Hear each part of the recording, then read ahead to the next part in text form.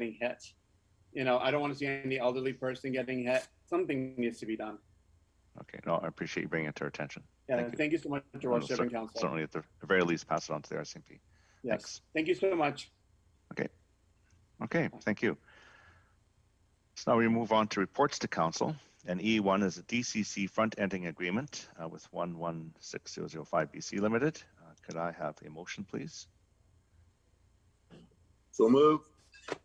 Councillor Davis, and second by Councillor Kunst. Discussion. Seeing none, I'll call the question. All those in favor and opposed? Carries unanimously. And now we move on to E2. So just before I move on, I know Councillor Ferguson, you're having issues with your Wi-Fi, so your camera's off. If you are opposed, just verbally let me know. Otherwise, I'll consider it as that you're in favor. So that'll okay. Okay, can you hear me? Yep. I'll let you know. Yep. Yeah. I appreciate that. Thank you. Thank Councillor Richter, you have a question? Is it regarding this tree protection bylaw update? You're muted, Councillor Richter. Yeah, I wanted to speak on this if the motion is moved. Sure, I'll ask for a mover. Is there a mover for E2? Councillor Arneson, seconder. Councillor Davis. Okay, go ahead, Councillor Richter. Okay, I am very opposed to this motion as it stands. I think it is disrespectful to the work that the township's TPAC committee has put in. Having attended all the TPAC meetings, I know for a fact that they were an extremely hard-working group. They covered a lot of territory. They even had 2 extra meetings. And I cannot recall in my time on council when council has ever done anything like this to a volunteer committee, where they have made recommendations based on good faith and good work, and we're ignoring them. And we're basically, I mean, to me, this sounds to me like the staff doesn't like what they recommended. And so it's being stalled, and I don't support that. So, Mr. Mayor, I'll wait until other people have had a chance to speak, but I'd like to move an amendment. I would like to move an amendment that says strike and replace, receive the tree protection update bylaw with give the amended tree protection update bylaw first and second reading, and then send to public hearing. Thank you. I'll go to Councillor Davis first and then come back to you. Councillor Davis. Thank you. I also noticed that we direct staff to proceed with a public input opportunity on all the other reports that we get. Now this report is a bylaw update, but on if we do open something, don't we just like on all the other reports that we have here, and in the past I noticed that it says first and second, and then have staff schedule a public hearing. And I'm just wondering if this is being treated differently, because then it goes to after we go to staff schedule a public hearing. After the public hearing, then we go to that's when we go back to the drawing board, and then we move it forward. I'm just wondering why would this is maybe a question to staff. Is this because it's called a bylaw update, or is it maybe Thanks. Just on the process, I'm going to ask Ms. Bauer, would this be going to first, second, and third reading as we would for our bylaws, or would this be a first and second reading like a rezoning? And then first and second gets public input, first, second, and third, it's up to council. In this case, it would be up to council. It does not require a public input session, but as council has gone through a public input session regarding the first time the tree bylaw was brought forward, I'm assuming staff believes it is important to bring it forward for public information again on the second time. Council could choose to do first and second and then a public input and then do third, or could do first, second, and third and then the public input. It would just depend on council's decision. Okay, thank you for that clarification. Okay, I hear you say input, but I don't usually hear the word like, I just looked at a couple while you were saying that, and it said public written submission. Like there's 2 or 3 different ways that it says public opportunity. So is that because it's a COVID, or is that because it's because it's a bylaw update? Yeah. Okay. Same question. Okay. I believe that's our normal process, whether it's COVID or not. Yeah. Well, the normal process is first and second, and then. No, not for this type of bylaw. This type of bylaw generally gets first, second, third, like we'll have later on in the agenda today, and doesn't necessarily. But however, as Ms. Bauer said, council can ask for a public input opportunity at any time. But a normal process would be that this wouldn't have it without council's direction, and in this case, council's directing it. So, and as she said, it could go either way. Okay. Okay. Thank you. Okay, thanks, Councilor Arneson. Yes, thank you, Worship. I actually put my hand up in support of Councillor Richter's amendment. Okay. Yeah, So but I have more to say, but we'll deal with that later. Thank you. okay, I'll go back to Councilor Richter. Okay, I would like Oh, to. Ms. Bauer just has a comment to make. Sorry, if you just stand by for half a sec, Ms. Bauer. You could definitely take the amendment, Mr. Mayor, but it might be cleaner if we receive the report, receive the report and then move the bylaws separately. It is a change in direction that probably shouldn't be entertained as an amendment. Okay, thank you. So what I'll do is first ask for a motion.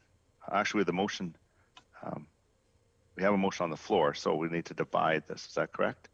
So I'm going to ask for a motion to divide so we can deal with receipt first and then move on to Councilor Richter's amendment or a new motion. So a motion to divide, Councilor Arneson, and a seconder. Can I have a seconder, please? Councilor Richter, thank you. Call the question. All those in favor? Opposed? Carried.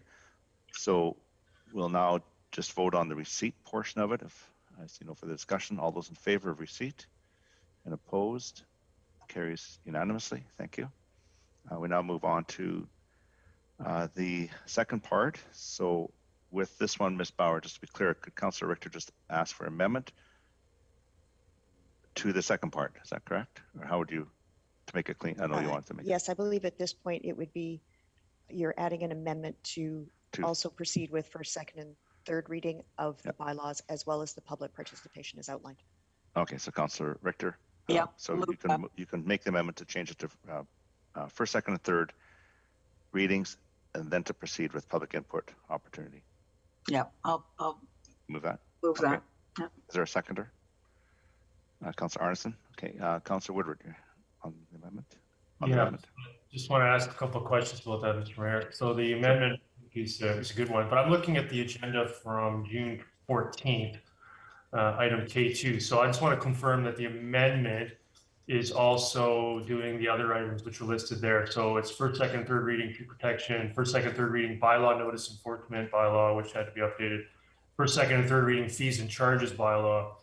And then there was another resolution on there that scheduled a public input opportunity. So with this amendment, I want to just confirm that the intent is to do all of those simultaneously. And then as was proposed by the committee on June 14th, and then that would mean it would still be possible to complete this before the summer break. But I just wasn't clear. So if you maybe take a minute, but that would be first and second reading as was outlined by the committee on June 14th. Would that be my understanding of the intent here? Ms. Power? My understanding was all the bylaws would move forward for first, second, and third as a set.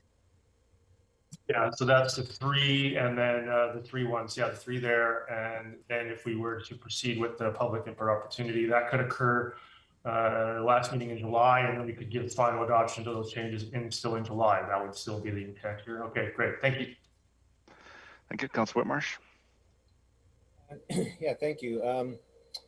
So just so I understand what's being proposed here, we're proposing, or the motion is to move first, second, and third reading, then have a public input opportunity, and then of course come back for fourth reading in the final meeting of July. And depending upon what public input we receive, we could still make adjustments if we felt necessary. at that stage at fourth reading. I guess I wanted to make sure that's Yep. correct. That's correct. Amendments could be made prior to fourth reading, as this is not like a rezoning bylaw, which we do prior to Right, third. typically we do it after second, we have a public hearing after the second reading. And then we come back with major changes or suggestions or anything usually comes back at third reading. But this is being pushed to doing the same thing, but at fourth reading. That's correct. Is that correct, Ms. Bauer? Ms. Bauer? Yes, sir, it is correct. We would be doing any changes we need to before prior to fourth reading. Thank you. Okay, thank you. Councilor Long? Thanks, Your Worship. I wonder if you wouldn't mind asking staff to comment on this, because it's Mr. Safety that made the report, and of course it's quite detailed, and there were some caveats and concerns that staff have, and I wonder if we're going to be able to address those, namely a number of them, including some staffing issues should these bylaws go through. So I think it would be wise for us to hear from our staff to see what ramifications will happen if we pass this. Thank you. Thank you. I'll ask Ms. Sevi. And just a side note, if council wish to make amendments to any of the bylaws, it can also do it at first, second, and third reading. However, you may want to hear from the public first. Mr. Sefi, do you have any comments on the report? Thank you, Your Worship. I guess I'll start off with your permission, Your Worship, to express staff's never intending to be disrespectful of anyone, in particular a committee of volunteers appointed by council to provide advice to council. Staff is here to provide council with information, technical information, and essentially follow through with council's direction, implement council's direction. That's our role, provide information, advice, and then respond to council's direction by implementing council's desires and wishes. This being a policy, obviously it is a matter for council to decide upon. It does have significant, in staff's opinion, implications with respect to financial and administration of the bylaw if the amendments were to be adopted. What staff is suggesting, Your Worship, is that given the broad nature of some of those amendments, and I can certainly speak in more detail about those amendments, given the fact that it will likely have impact on building permit applications, given the fact that it is recommending changes that will result in additional staff, not just in the urban forestry, but in the future, very likely in other departments, including bylaws and permits and licenses, it was felt that it might be appropriate, given council's historic desire to obtain public input, to have that public input prior to any readings. So that is really where staff is coming from. Again, I can speak in more detail about the implications and the financial impacts, but I will just end my comments at this point and await further discussions or direction from council. So, Your Worship, thank you for that. I'm just wondering then, what is really, I'd like to hear from the rest of council, what really is wrong with the recommendation that council is giving? We've had this public input discussion at several meetings, different sides of particular issues. We went out, we go out always for public input, and many on council continually say that that's critical, and yet here we're saying we don't really need that. I know the committee's worked hard, but I'm wondering why we wouldn't go with the recommendations and get public input. What would be the downside of that, Your Worship? Thank you. Councilor Davis. Thank you. I actually, okay, so we're gonna go first, second, third reading. Then we're gonna look for public input, again, opportunity. Fourth reading was mentioned, could come to July. Or are we maybe not pushing it? We passed this tree bylaw last July, I think it was, and we said, well, if I recall, correct me if I'm wrong, we have a year, we can change it in a year because we had put it together rapidly. So the committee has done an awful lot of changes. There's a lot of things they've changed on it. And now we're going out for public.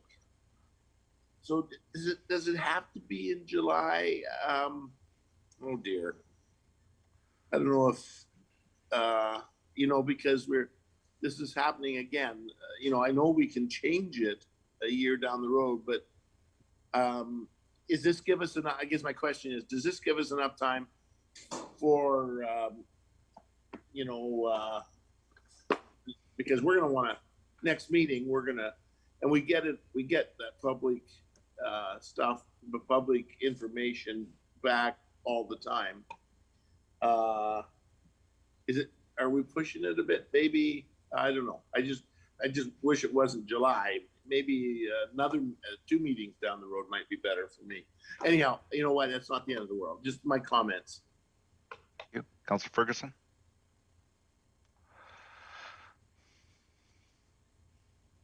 Councilor Ferguson, you may be muted. You might be able to see and hear me.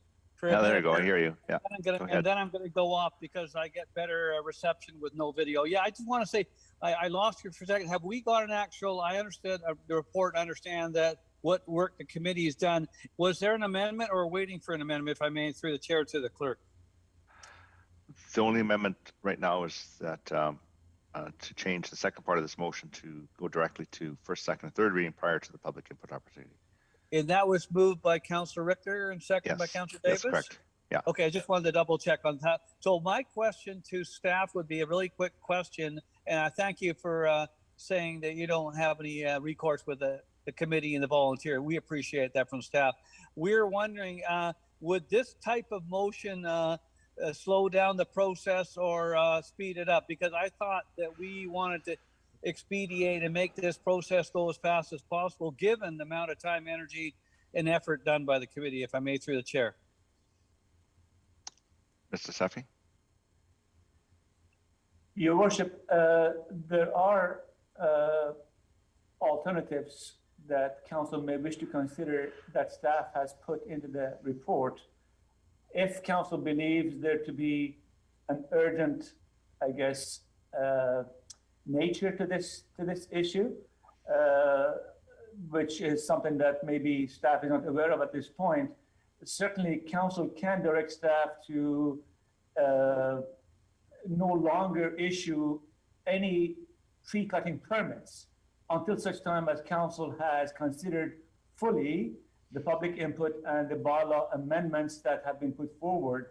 And that's certainly something that council can do in the form of a moratorium, if you will, Your Worship. And if council believes there to be an urgency to this matter, that is something that staff has put forward as an alternative. Again, should council feel that that's something that is worthy of consideration. Okay, thank you. Thank you. Councilor Richter? Yeah, I think that giving this first, second, and third, then going to have public input will put us in a position where we can pass the revised bylaw next at our last meeting before the summer break, which I think is excellent. I think it's good timing. And I just don't understand now, because I recall in the TPAC meetings where they had to double up their meetings in May and in June because there was some sort of a pressure to get this revised bylaw in front of council. So I don't understand why the pressure has suddenly dissipated. But I'm thinking that if we proceed with this, we're going to get public input. We don't have to get public input. Quite frankly, I think that we've had expert public input on this bylaw on the basis of the credentials of the people that sat on the committee. I mean, every single one of them had either arborist status or some sort of long-standing history and practice with trees. So I'm comfortable. We've had a rounded, solid committee that's done exceptional rounded work. And they're also, they sent out an email last week saying that they're confident that the changes to the bylaw is encapsulated in their work, meets with Metro's tree protection toolkit. So but I'm good with that. Thank you. Councilor Arneson?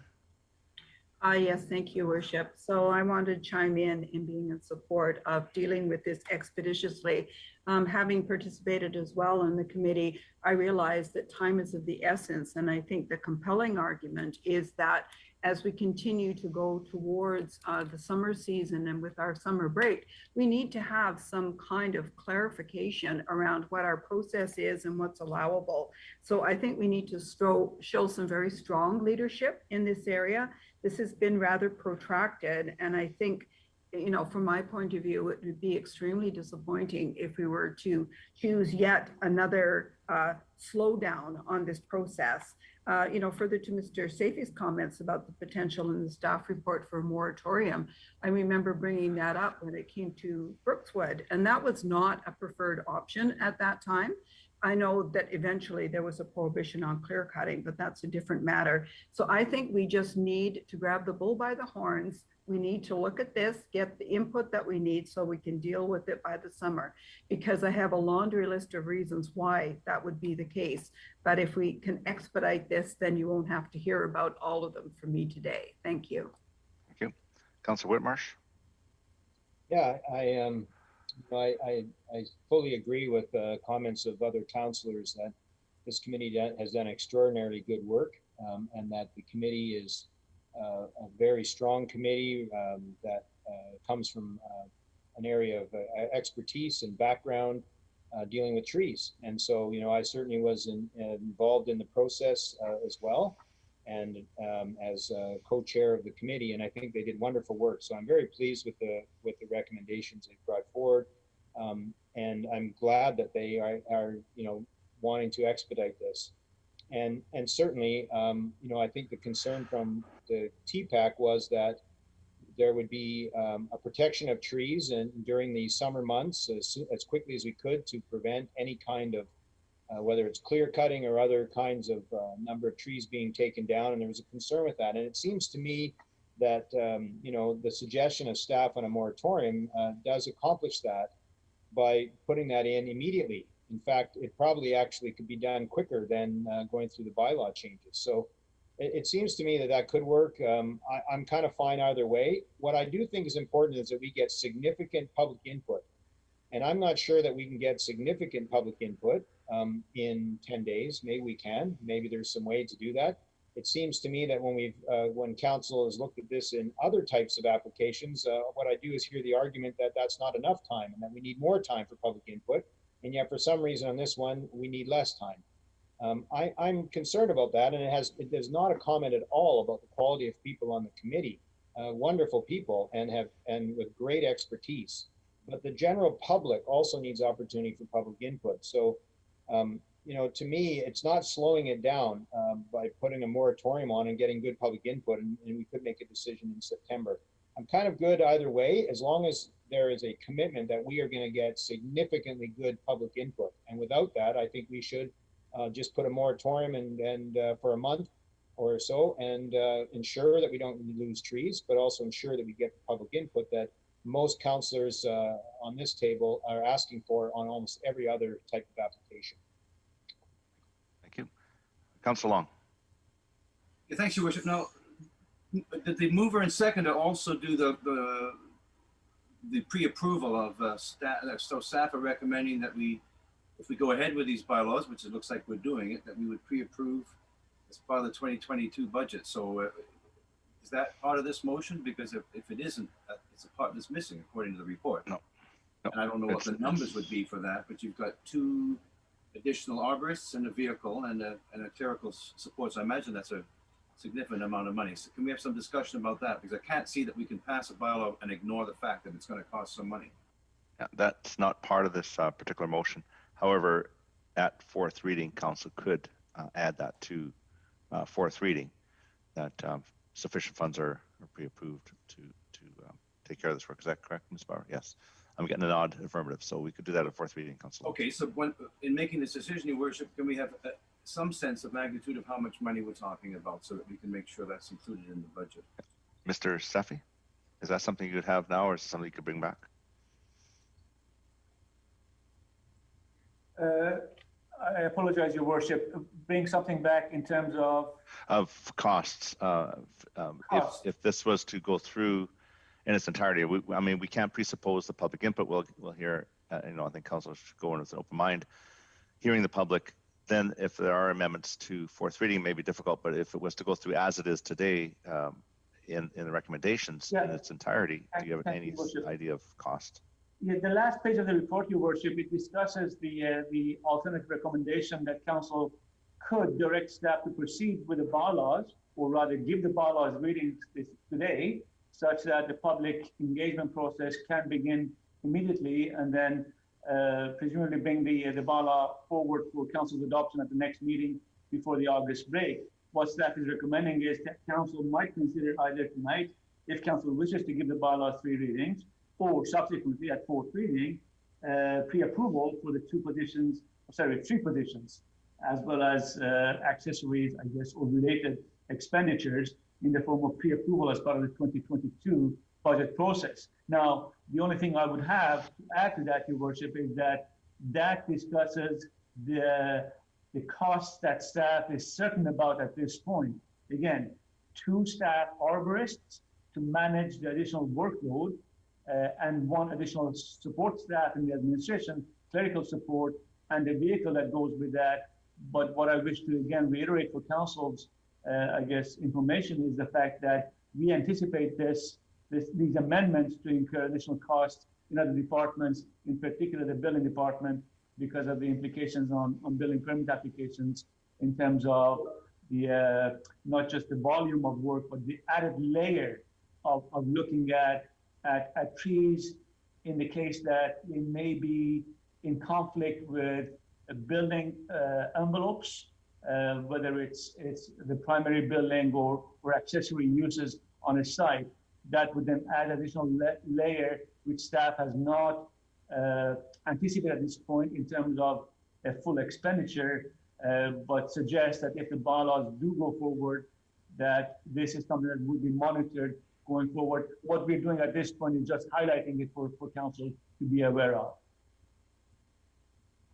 Is there any estimate of the cost, Your Worship? Are we talking $1 million, $500,000? What are we talking here? Your Worship, the 2 additional staff persons, I would suggest that including all the benefits, etc., would be about, I think, I'm not sure if Mr. Backen or Ms. Ruff are able to provide additional comments, but I would suggest maybe about $100,000 per position. So that would be about $300,000, and then additional staff, additional vehicle that's needed. That's an additional $100,000. So ongoing $400,000 is what we're aware of at this point, roughly. Thank you. Councilor Davis. Yeah, I'm sorry. I just wanted to clarify, Councilor Long, we're just voting, and I think you answered that, but I just want to clarify to me. We're just voting to receive and to Richter's motion to proceed with first, second, third. We're not voting for recommendations right now. That's right. Is that correct? We've already received it. The vote has already gone through. We've received it. So now we're on to the second part. Right now we're on the amendment to proceed with first, second, and third, and public input. So that's what we're voting on now. So recommendations, still have the opportunity to make changes. Yeah. Okay. No, we're not voting on the 2 more or 3 more. No, that's no. That's okay. not today. Okay. Thank you. Thank you. Or not on this motion, I should say. Councilor Richter. Yes, thank you for clarifying that, Mr. Mayor. And I just want to point out for council's reference that we do have our next session on the budget scheduled for September 22nd with Dr. McIntosh. So I believe that would be an appropriate forum to address the costs attached to this bylaw. I think there is a recognition that there will be additional costs that came forward to council as part of this year's budget already. So I'm prepared to deal with the cost part in September. Thank you. Thank you. All right. Is there any further discussion? Councillor Whitmarsh, you've spoken twice, so I'm going to go on and Councillor Richter, you've spoken twice, so I'm going to go on to the call the question on the amendment. So all those in favor of the amendment and those opposed, Councillor Long and Mayor Froese opposed, the amendment carries. So now we're back to the main motion as amended. Councillor Whitmarsh on the main motion as amended. Yeah, thank you. So I wanted to just ensure, is this the time if we wanted to make any sort of amendments to what's in this recommended here? Is this the time to do it, or should we be waiting? Should it come at fourth reading? Yeah, either one. You can make amendments now, and then that would go towards the public input. Or if you wanted to wait for public input and make amendments at fourth reading, that's up to council. So you could either one. Okay. Well, I will make an amendment or amendment to it. As I said before, I'm very pleased with most of the recommendations that have come forward by the committee and support what we're doing. The one area in the report that is probably most I don't know, concerning is not the right word, but an area that I'd like to see addressed or not removed, and that is the discussion around the one tree every 24 months. We have the recommendations from TPAC are to. Okay, if you wish to make an amendment, or you wish to speak to the motion as amended. My amendment is to not remove that provision of the one tree every 24 months, but okay. I'll ask for a seconder, and then we can speak to it. So Councilor Kuhn seconds it. Okay, now go ahead, Councilor Whitmarsh. Sure. So we just want to make sure the process is followed. Thanks. Okay. So on that particular topic, there's a few parts to that one. When we had it in the original bylaw, that it included a one tree every 24 months, also included no permit fee attached to it, and I'm not concerned necessarily about whether there's a permit fee or not. We could have a permit fee. That one of the issues that was brought up by staff was that with the cost of doing this, and so I'm okay with the idea of maybe adding in the permit fee. But I do think that the idea of one tree every 24 months is important. We are significantly tightening up this bylaw. We are looking at changing the size of the DBH. We are looking at significantly changing the criteria for removing a tree. And all those things are things that TPAC has identified as being really important. And certainly we've had a permissive bylaw and it's going to a more restrictive bylaw. And I'm supportive of having a more restrictive tree protection bylaw. But I also, the way that the recommendations are here is that if someone is in a property and decides they'd like to remove a tree, maybe as for a simple reason as it provides more shade in their backyard than they would like. And the way that it's written here is they would have to get an arborist to come and say, yes, this is the wrong tree or the wrong size for your property. Other than that, you may not remove a tree. And I think there's a challenge here for people, particularly property owners. And I think there is should be some ability for a property owner to remove a tree without having to get an arborist to agree that it's the wrong species for your yard. And we'll end up maybe going around trying to find an arborist that agrees with us. So I find my second or third arborist, and finally I find one agrees with me. But that shouldn't really be the purpose of this, is to try and see who can find the agreeing arborist. Really, to me, one tree every 24 months is not a significant tree cutting process. It is not clear cutting. To remove 3 trees, it would take 5 or 6 years to remove 3 trees from my yard, if that was the case.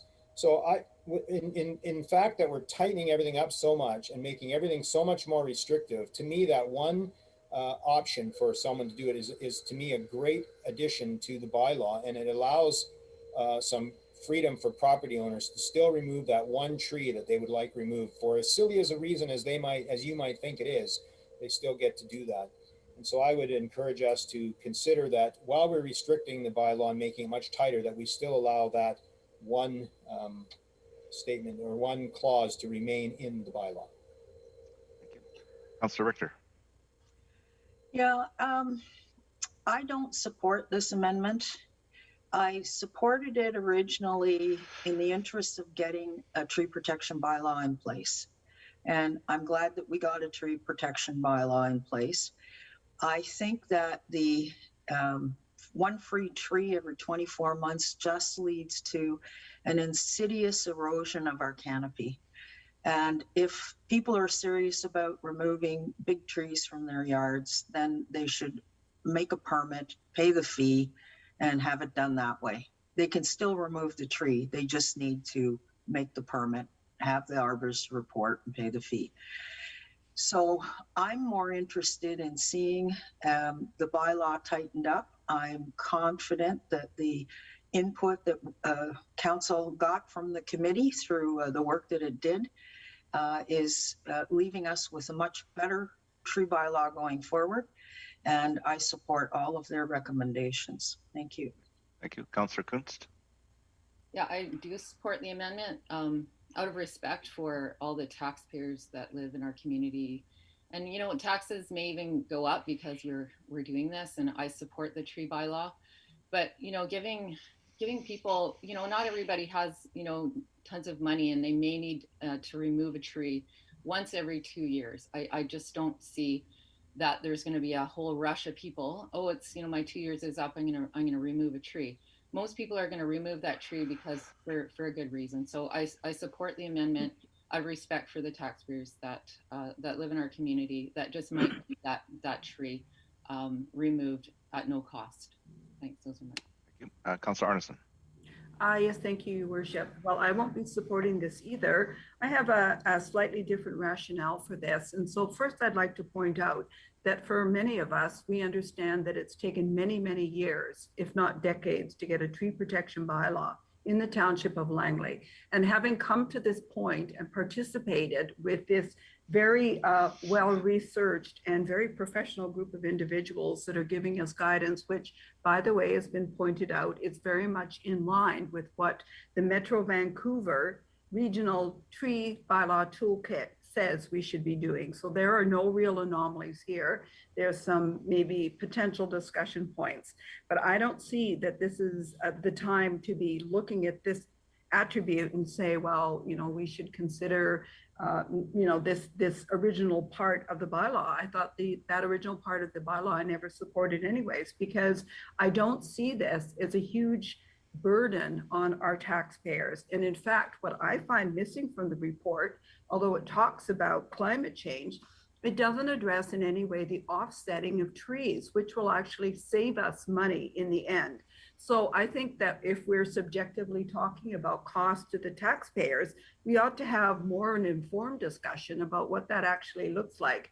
Because if you're allowing the erosion of our tree canopy, just even by this degree, that's what happens in all communities who are not educated and take proactive action, because all of us are building and developing in green areas that have green areas, and this is what the result is. So we have to start somewhere, and I think that somewhere is, yes, I agree, it's more prescriptive, but it needs to be as prescriptive as possible given the circumstances, because this is a resource that doesn't come back on its own. We have to foster that. We are the stewards of that. And so I can only urge council to show the initiative that's necessary to put this forward. And in a year, if it needs to be reviewed, then we can do that then, because that's part of our general process where we give ourselves time to get some feedback. But I don't think making this decision now makes any sense, so I won't be supporting it. Thank you. Thank you. Councillor Davis? Thank you. Actually, good points by Councillor Whitmarsh and Councillor Kuntz. And I tend to agree with you, but I would prefer to do this after we have input. Because right now we're taking the recommendations of the committee and now we're changing them before we get input, because just we see it that way. I would much rather see what the public has to do first, because I would probably I maybe not support this this afternoon, but I would support this the next meeting after we have input. Anyhow, so I'm just cautioning myself my points. Thank you. Thank you. Councillor Long? Yes, hearing that, I suppose that's another option. Rather than vote on it, it could be deferred until after public input. But I would like to ask those that have been attending these meetings, and most of council apparently have, what is the rationale? I imagine you went through the changes with the committee one by one, and this one is 6.2, by the way, because it took me a while to find it. What was the rationale for the recommendation to remove this particular clause? Can someone tell us that? Maybe I could defer to the co-chair, Councillor Whitmarsh. Yeah, I mean, I think the rationale was that I think most members of the committee would say that it was not, maybe not necessary for someone to have that ability to remove a tree without sort of a specific reason that, and they felt that, I think there is a statement that's put into here that suggests that if they, I think it's written up, yeah, right above it, two lines above it in our package says that there's flexibility to remove trees that are unsuited to their location due to size or species as verified through an arborist report. So I think, again, I can't speak for every individual member of the committee, but I would say that probably there was a sense that that was adequate enough that if you had an arborist who would agree that the tree was too large or of the wrong species, that you could then remove it. And what I'm suggesting is that I think once every 24 months, you shouldn't have to rely on finding an arborist to agree with you, that once every 24 months, you should be able to remove a tree. So, but that's everyone on the committee felt differently. And when there was a vote held by the TPAC committee, it wasn't unanimous, but the majority of the people on the committee did believe that 6.2 should be removed. Okay, thank you. Question for Ms. Bauer.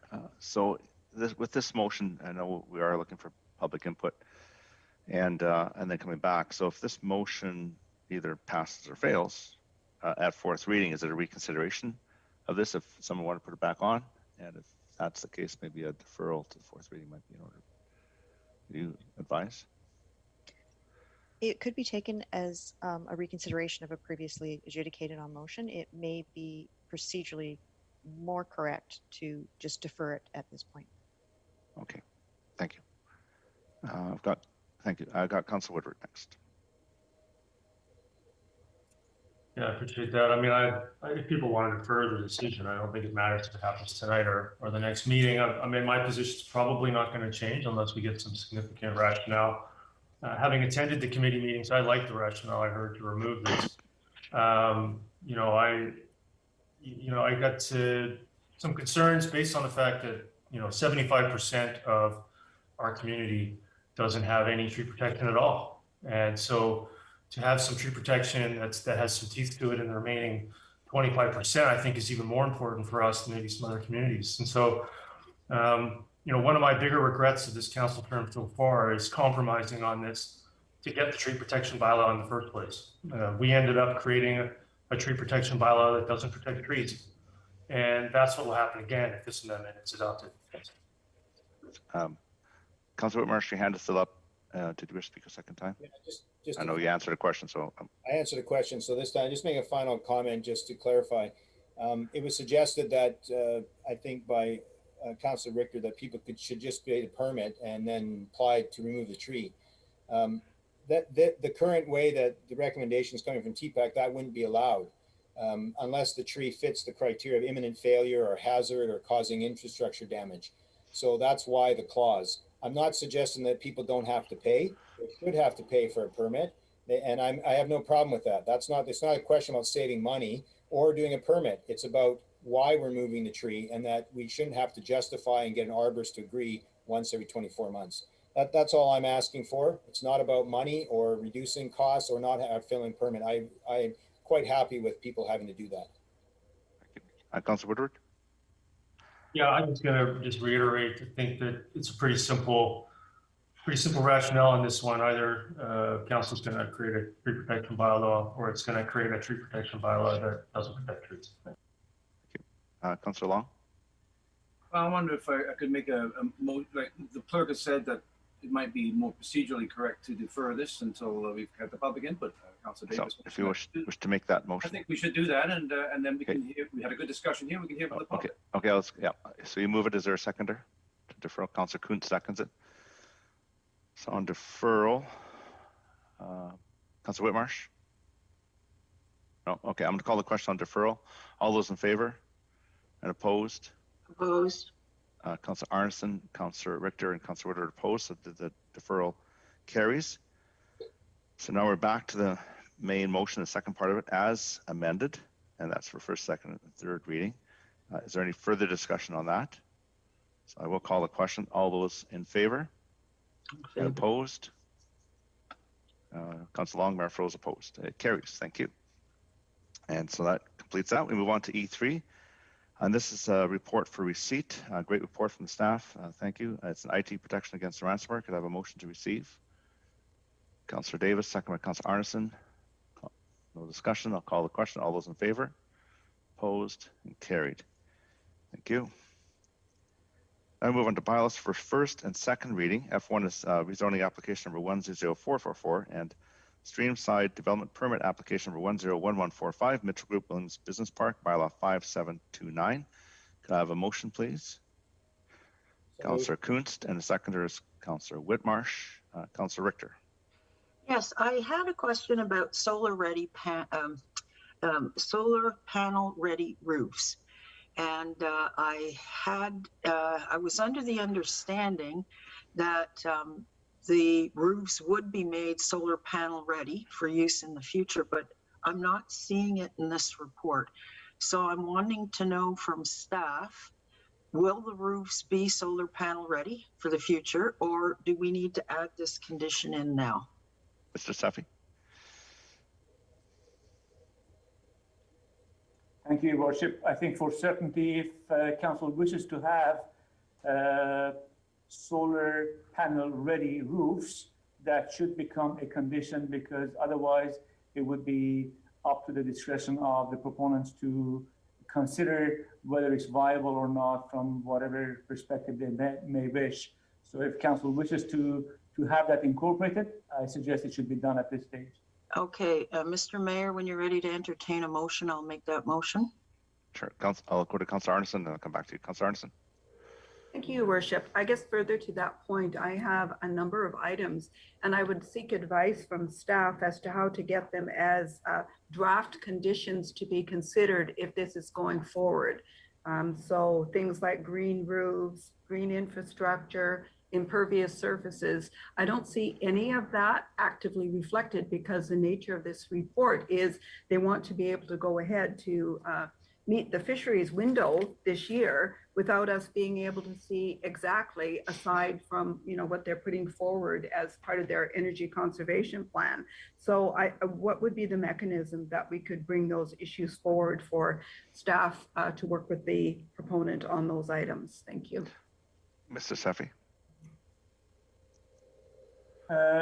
Your Worship, again, with respect to the procedure, I would suggest that the earlier staff and the proponents are made aware of Council's desire to see additional measures, improvements in any area, the better. So beyond the early notification, which would be at time of first and second reading, I would suggest specificity would also be a welcomed, measure in terms of matters that Council wishes to see, such as the previous suggestion by Councillor Richter to see solar panel readiness, installation of solar panels on the roof. So in terms of, the timing, I would suggest, again, today. And in terms of what specific measures, I would suggest that would be up to Council as to measures that have not yet been incorporated by staff as part of the process of bringing the application forward. Oh, thank you, Mr. Safi. So further to Your Worship, through you, then is now an appropriate time for me to itemize those issues since I have the floor? Yes, but I'm going to go back to Councillor Richter before we take any amendments. Okay, but if you wish to fine. itemize your issues now, that'd be great. That would give us. All right, thank you. Okay, do you want to do it now? Just let us know what your no, let issues are. Councilor Richter Okay. go first, Okay. and then I'll do it after. Thank you. Okay, thanks. Okay, so Councillor Whitmarsh, your hand was up. I'm down. Okay, thanks. Okay, Councillor Richter. So I would like to add the condition that the roofs be solar panel ready, or that solar panel ready roofs be included. Okay. Is there a seconder? Councillor Davis, seconds. And I'd like to speak to it. Go ahead. If I may. Speak to it, Councilor Richter? Yes, this is actually a very visionary business initiative for our community. This huge campus, there's actually 2 campuses of film production, which is going to be a wonderful, wonderful addition to our community going forward. And again, I say it's very visionary. The problem that I struggled with was that because it's film industry and sound requirements and so on, that there's really going to be 30 acres of cement. And it's the 30 acres of cement that I wrestled with.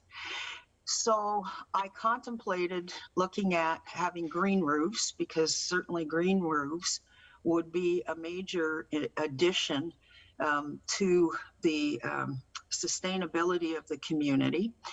But in doing a bit of research on the green roofs, 2 things came out that would make them not realistic for a project of this nature. One was the cost, the sheer cost of green roofs. They would be prohibitive. And the other one would be, and it would be prohibitive probably to the point of rendering this project not financially feasible going forward. And I don't want to see this project stop. I really do support it. But someone else suggested if we had the requirement for solar panel ready on the roofs, that presents a forward-thinking option for the company to consider in the future when the financial business case is there. This will be an energy-intensive industry. And as an energy-intensive industry, if they can generate part of their own energy through the use of solar panels, then this would be a great win all the way around. A win for the company, a win for the community. So the solar panel ready roofs, I think if we require them to be built, and now is the time that they make it ready so that they can add it later, is going to be great. And the other really good point of it is that you get a better climate protection status from having solar panel ready roofs actually than you get for having green roofs. So I'm thinking that we should be requiring this solar panel readiness. It fits with our climate action plan. It fits with our sustainability plan for the community. And I think it's just going to make this industry even more visionary if they do choose to go forward with adding the solar panels down the road. Thank you. Maybe I could just ask staff just clarity on solar panel readiness. Is that just so the roofs can support it? I don't understand, because there'd be a lot of infrastructure that have to go in. It's just more of having a building that can support solar panels, or is there more to it, Mr. Sefi? Yes, Your Worship, it is that, as well as providing for adequate connectivity from the roof to other parts of the building, such that it's simply a matter of fishing wires, if you will, okay, as opposed to installing or ripping out walls and installing new cables. So it'll be just proactively installing conduit and making sure the roof can support it. That's okay. Correct. Thanks. Thank you. Councilor Arneson. Yes, thank you, Your Worship. With all due respect to our enthusiasm for this project, and I do appreciate extra due diligence looking into the components that have been put forward as part of the opportunity to create energy conservation. However, I take Councillor Richter's point that in fact, all of this concrete and asphalt, to me, it's a huge deficit, a CO2 deficit that they now have to dig themselves out of. And what I wonder in terms of vis-a-vis green roofs, where it says directly in our Williams neighborhood plan that we encourage green roofs, I ask myself, if not here, when? When will that happen? And why are we even putting it in our reports, our guidelines, our suggestions Because if in fact we're not going to encourage anybody to the point of making sure that we've got some leverage to get some green roofs to go forward, then I don't understand why we even have it as a policy. So I still have a number of other items I want to put forward, because to me, obviously we want to have a campus. Obviously we want the film industry, we want the revenue, but we cannot continue to do these things in light of climate change. And so what I would point out, my problem with the solar panel ready is it's going to now take, so we're going to denude the property, then we're going to put these buildings up that are highly carbon embedded, then we're going to allow all of this asphalt and concrete to go up.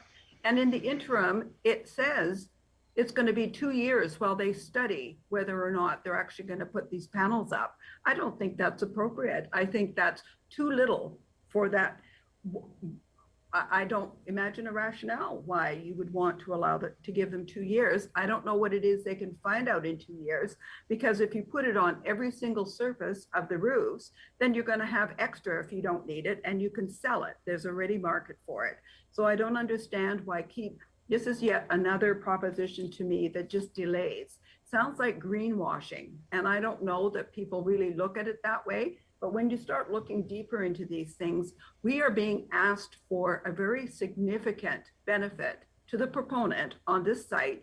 And I think the least we can do is to start looking for something back for the community that's going to benefit the environment. And it would be, in my opinion, more than just solar panel ready. Thank you. Thank you. Councillor Whitmarsh. Yeah, thank you. Just a question through your worship to staff. On this topic of solar readiness. I was certainly, as Councillor Richter indicated, I was under the impression that this was going to be solar panel ready, but it doesn't say it in the document. And so I'm wondering if staff could shed any light on maybe conversations that have happened between them and the proponent about solar panel ready, and if us requiring this would be a real shock to them, or it seems to me that it wouldn't be a shock. In fact, they would actually be wanting to do this anyways. So I'm just wondering if staff could enlighten us at all about where those conversations might have gone. Mr. Sevi. Thank you, Your Worship. The application process, as Council is aware, is often multi-years long. And this is no exception to that rule. This application has been in for a number of years, and staff have been discussing many aspects to how the application can be improved, how the proposal can meet not just policy objectives with respect to land use, with respect to servicing, but also Council's desire in terms of what is being discussed today, which is climate action, global warming, and how we can mitigate some of the impacts of vast areas of land being essentially impervious to rainfall and creating a heat island effect. So all those aspects, including what is not necessarily required, but rather recommended in the community plan documents that we put forward, have all been discussed with the applicant. So this will not come as a surprise. It's just a matter of, as I said earlier, how to make them a requirement. Staff has limited ability to negotiate things that are then essentially set in stone and become conditions that go forward unless Council makes them a requirement that may sometimes, I guess, be too much, as was referenced earlier, in terms of making the project viable, but certainly in terms of the solar panel readiness and even some green roofs, maybe to some limited, I guess, scope. Some buildings, as Council is aware, I can share my screen with Council if you so wish, Your Worship. There are many buildings being proposed. Certainly a great portion are going to be occupied by buildings of many thousands of square feet in size. So maybe something to the effect that, staff continue to have those discussions and explore opportunities for implementing green roofs where possible would be something that might be acceptable to Council and the proponent. Great, thank you. That's helpful. Councillor Ferguson. If I told you I had a flat tire, probably wouldn't believe me. Okay, so I'll have to send you a picture one day. Okay, I wanted to get back to do a development. They meet with staff and they say, what are their, and how that comes about. Now, I understand some people and developers add things like car chargers. They did that before the bylaw. They add green roofs for some developments, mostly residential. It's difficult for industrial and some commercial. And they do maybe other things with solar panels and things like that. Is this particular development, are they required to do that, if I may, through the chair, or is it just basically something we as a council are suggesting right now? Mr. Sefi? There are no requirements, Your Worship, for solar panel roofs. That is the issue. There are no requirements in our bylaws, nor is that a requirement of the BC Building Code. So it would really be up to the proponents to volunteer those additional measures, or for them to become a requirement of the approval process by council. Am I still on there? Am I still on? Yeah, go ahead. Oh, yeah, there Yes. I am. There I am. Okay, so I would say that it's all right for us to say we support something, or we're looking at something from a positive point of view, energy, job, well, I shouldn't say energy, but certainly job development and opportunities for Langley. But if we put too many restrictions on, they may indeed go somewhere else. Now, the BC Building Code, is there any other examples of other communities that require these type of either energy efficient services or solar panel roofs or things like that, if I may, through the chair? Mr. Sefi? I'm sorry, Your Worship, I didn't catch the question. I don't know. Could you repeat the question, please?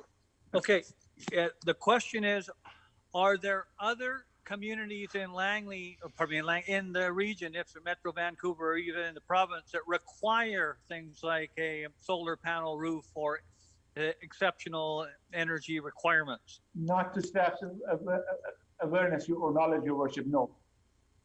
Okay, thank you. Thank you, Mr. Mayor. Thank you. Councilor Davis. Thank you. You know, if we use the language that's there, it won't get put in. If we support this motion, it will be solar panel ready. Like, there's just no teeth the other way. This is a huge development. I know that we need to support it. Well, no. I'm speaking for myself. I think that this brings industry to Langley. Look at how much it fills up that whole area. Like, it's huge. Now's the time to put it in. You know, why is it that if you look in different spots of the world, and I know we're Township of Langley, but you can go and see acres and acres and acres of this sort of stuff on top of buildings, or even in areas that are in the desert and all that sort of stuff. So if we don't put it in now, I'm going to support it, and not knowing the cost, and I sure will hear back if it's going to be too much or if there's a real problem. And I'm sure that, but if we don't kind of step forward, we're never going to kind of step, anyhow, just my thoughts. I'm going to support this minute. Thank you. Councilor Kunst. So from what I understand, they're working really hard to be a net zero site. So I don't know if through your worship to staff, if you could define net zero, because I think that would include solar panel readiness. Yes, I don't know if you could answer that question. Yeah. Mr. Sefi? Yes, Your Worship. I don't know what the proponents may have shared with members of council. It sounds like maybe commitment might be too strong of a word, but certainly a commitment to review and consider certain measures has certainly been made, not just to council, but to staff as well.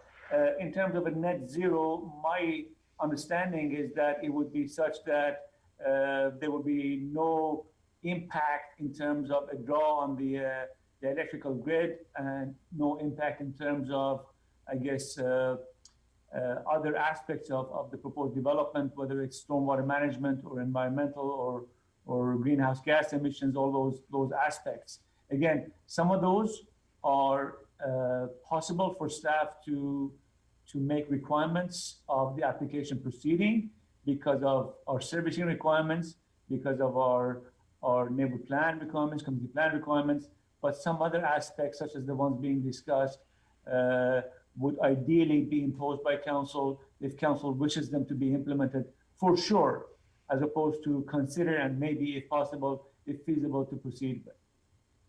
Okay, well, from what I understand, that was something that was important to them. So, I'll support the amendment because I think this was something that they were going to do anyway. So, yeah. There you go. Thank you. Councilor Richter? Yeah, I just want to reiterate that by making the roof solar panel ready, they then have the option to install the solar panels, which are going to give them carbon credits in the future. But if we don't require solar panel readiness now, and it's not done, it'll probably be too expensive for them to go back and retrofit in the future. So now is the time to require the solar panel readiness. And I would think the solar panels, similar to what Councillor Kunst has said, if this is going to be a net zero building, it's just going to enhance their net zero achievement quicker, my opinion. Thank you. And Councillor Long, I should have gone to you before I didn't see there. Go call ahead. point of order on that one. That's okay. Listen, so we have a letter addressed to Mayor and Council of June the 24th. And it goes on to talk about this roughing in of the solar panels to offset electrical energy, but it has also 5 other bullet points in it. So it'd probably be more appropriate, in my opinion, to move that the items suggested in the letter to Mayor and Council of June 24th from Edge Consultants be incorporated in. Now, maybe I'll need some help with staff to do that, but we're talking about the solar ready panel business, which is only one of the bullet points, Your Worship. In fact, it's the last bullet point. The other ones are far more potentially beneficial. Locally sourced renewable natural gas, well, there's that. Variable refrigerant flow technology to reduce carbon energy system, heat recovery ventilation, outside air economizers, whatever they are, an enhanced performance building envelope. So there are 6 bullet points in this letter, and I would move an amendment that the amendment reference these 6 bullet points rather than just this solar panel readiness. We'll go through this amendment first, then I'll go back to you if you wish to make further amendments. Councillor Arneson. Yes, thank you, Your Worship. While I hate to be a naysayer about this, and it all sounds wonderful, I do in theory support what Councillor Long is saying, that we should capture the entirety of what's being put forward. But I do question why we're asking for so little. I really do. We're talking about a visionary plan with a multi-million-dollar budget. And this is probably going to last there for 50 years.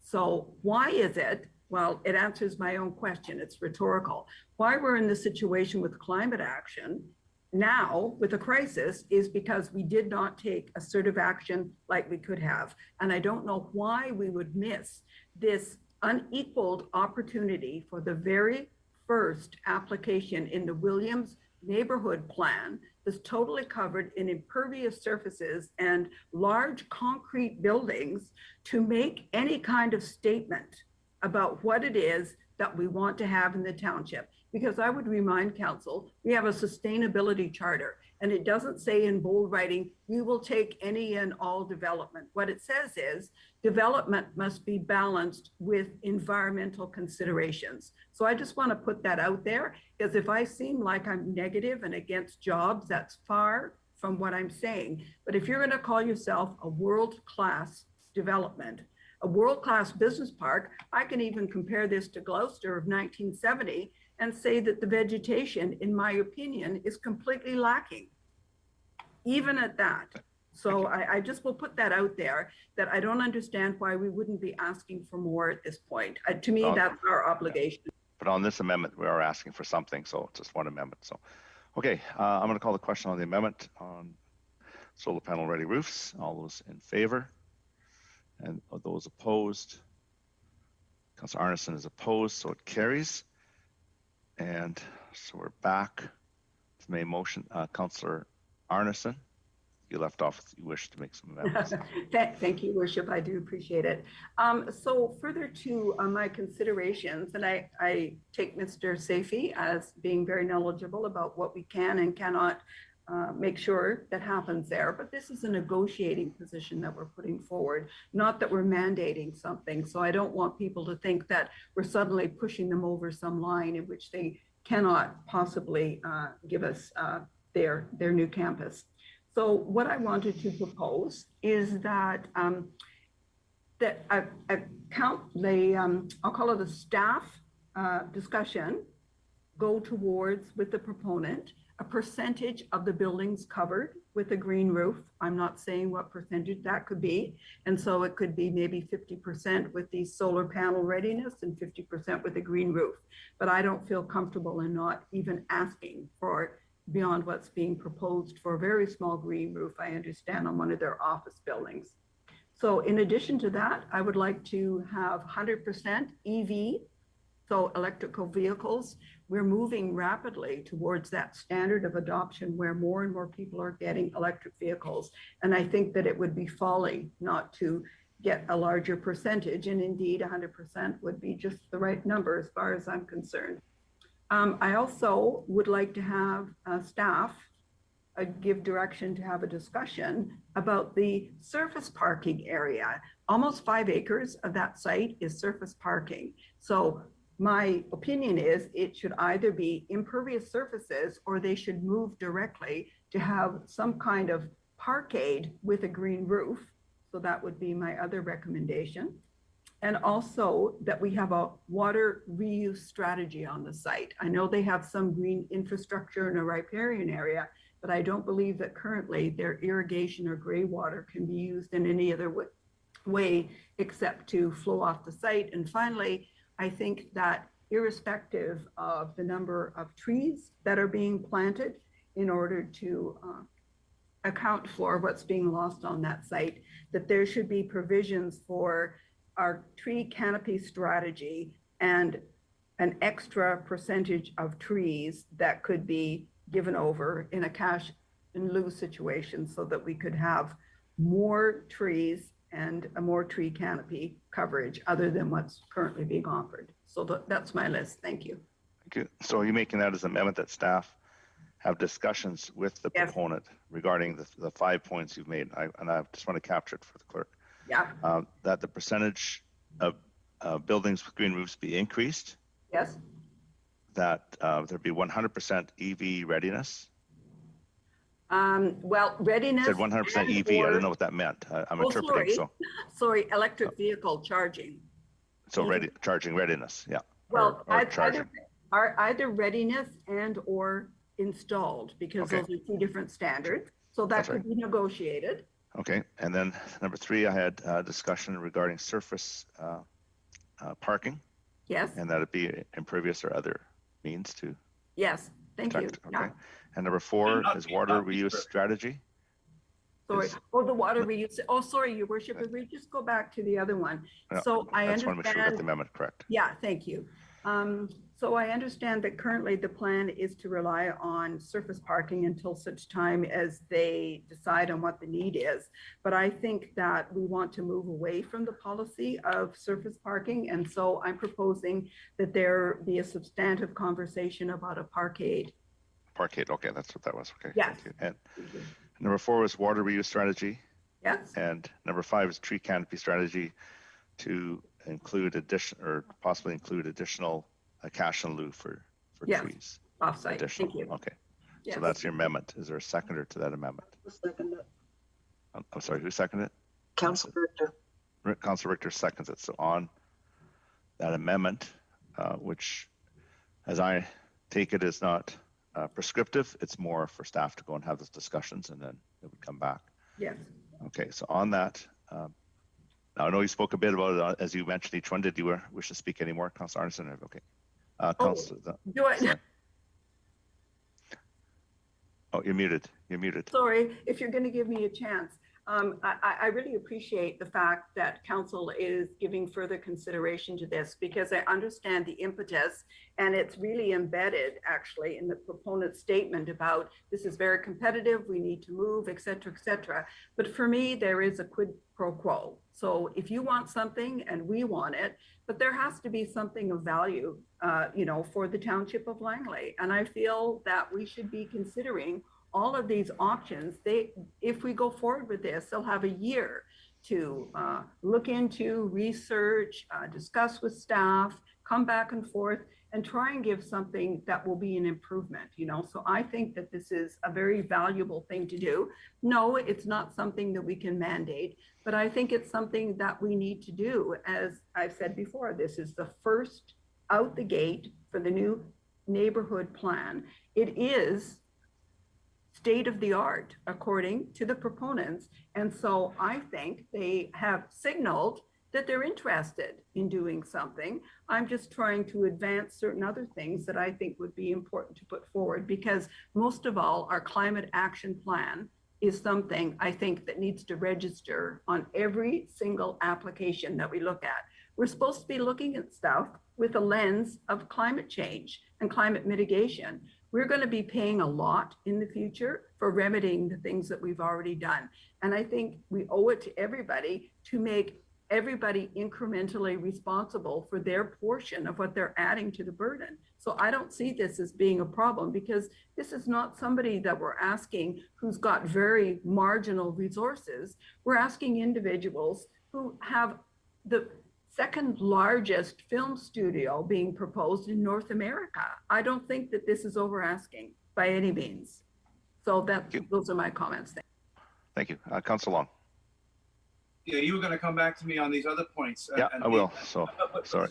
They are related very much to what we're discussing here. So can we just roll that in, that staff also discuss the suggestions made in the June 24th letter from Edge Consultants? Point of order, Mr. Mayor, if I may. Yes, go ahead. What's your point of order? I just think Councillor Long's letter should be incorporated as a separate amendment. Yes. Okay. Thank you. Yeah, Councillor Long, I think we can do that. We'll stick with this one just to keep it clear. And I just want to advise council that we do have a public, there's public input opportunity in a third reading with a public input opportunity in, as I should say, written submissions, and then we have third reading next week. So we could bring this back next week too, or we could just, you can do it now either way. So I'm just advising. So the discussions can be more in depth at third reading. So we're really at first and second. So I'm gonna just go forward with this amendment, and then Councillor Long, I'll go to you. So. Okay, Councillor Whitmarsh. I just want to clarify, I guess, that this is a conversation that we're asking our staff to have with the proponent. And I'm not sure, I guess, what I understand, what expectation do we have that staff's going to come back? Are they going to come back and say, okay, we had the conversation and the proponent's willing to do this or not willing to do any of it or whatever, and then we move on? Or what is the expectation of council if we were to support this that we expect staff to come back with? If it's just a conversation, there's no commitment on any side to make sure any of these things actually happen. I'll ask Mr. Seffi's interpretation of this amendment. Should it pass, I think amendment is just to engage in discussions. We still have third reading coming forward, so it might be at that time that there'd be some additional information. But Mr. Seffi. Thank you, Your Worship. The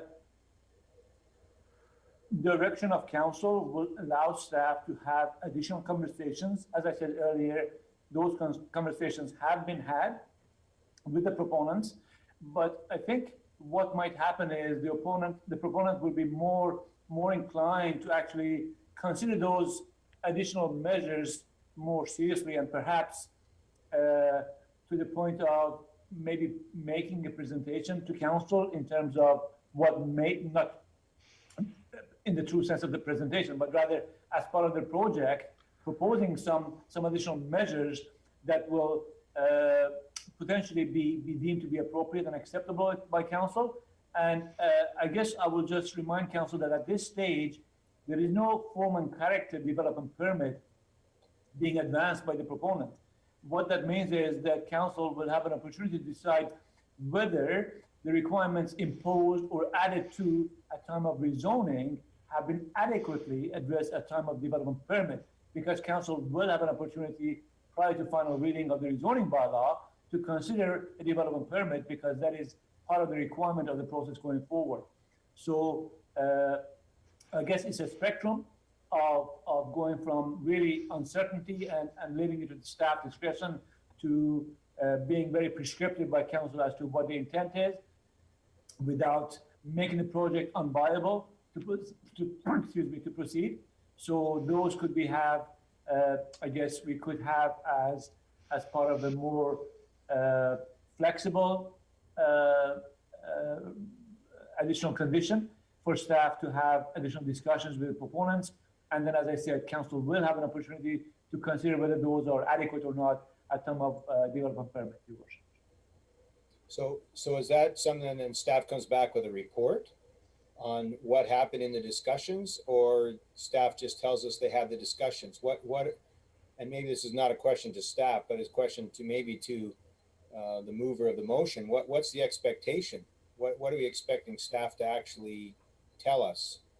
I think it would be the staff who give us the expectations, and Mr. Seffi said, given that discussion, and then as long as they can say they've had that discussion, that would fulfill their mandate if this was to pass. And then it would be up to the proponent to come back and satisfy council that some of these or all of these are partial, have been moved forward, or none of them.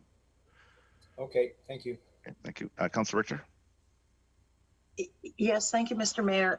Two things. One, I agree with Councillor Long's suggestion that we incorporate the contents of that June letter into the requirements, and I'm willing to support that motion if he brings it back.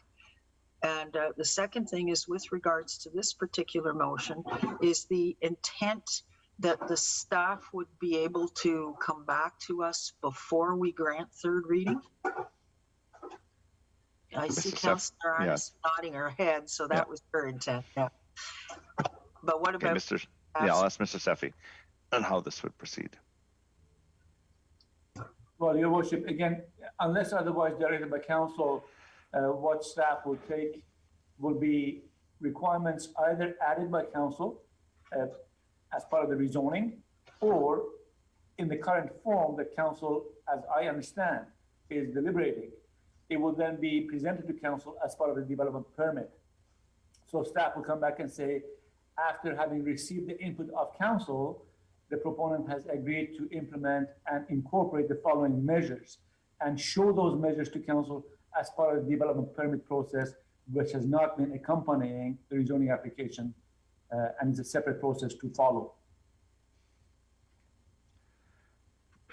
Okay, thank you. So just to be clear, the development permit here is the stream side development permit, not the development permit on the actual siting character, etc. of the building. So that's correct. These are discussions. Yeah. So this direction just gives you the authority to go back and have these discussions, and then at that time you'd come back. Okay, Councilor Woodward. Yeah, Mayor Frodes, can I get the list again? I must admit it went by fast for me. I didn't get it all down. Okay, so number one is these are not mandated, but direction to staff to have discussions or further discussions. I would think they've already had some. Yeah. That the a certain percentage of buildings have green roofs, and it was suggested up to 50-50 or 50%. Number two, 100% EV vehicle charging either there or readiness. Yeah, I got that one. Yeah. Yeah. Number three, discuss surface parking. So in light of a parkade or other parking, impervious parking surfaces. Yeah. Impervious. Okay. Yeah. Number four is water reuse strategy. And number five is impervious. Or impervious. That was part of number three. Yeah. Water reuse strategy. Number four, and number five is a tree canopy strategy. That any additional trees that go above the requirement, and it could be cash in lieu to provide additional trees. Just more tree stuff. Let's put more tree more stuff. Trees stuff. More trees. So either money or trees. Okay. That's correct. That's the way I interpret it. All right. Yeah, I mean, who's gonna, I guess so. I mean, I just don't know why. I mean, I guess I don't want to sound like some of my colleagues. I mean, I don't know why it applies to this one and not others. Like, why wouldn't it apply to strip malls that were approved last year? I don't know why it applies to this particular one, why we're getting all worked up about this particular one, but other ones are fine, which are, I think, even worse in regards to the movers' concerns.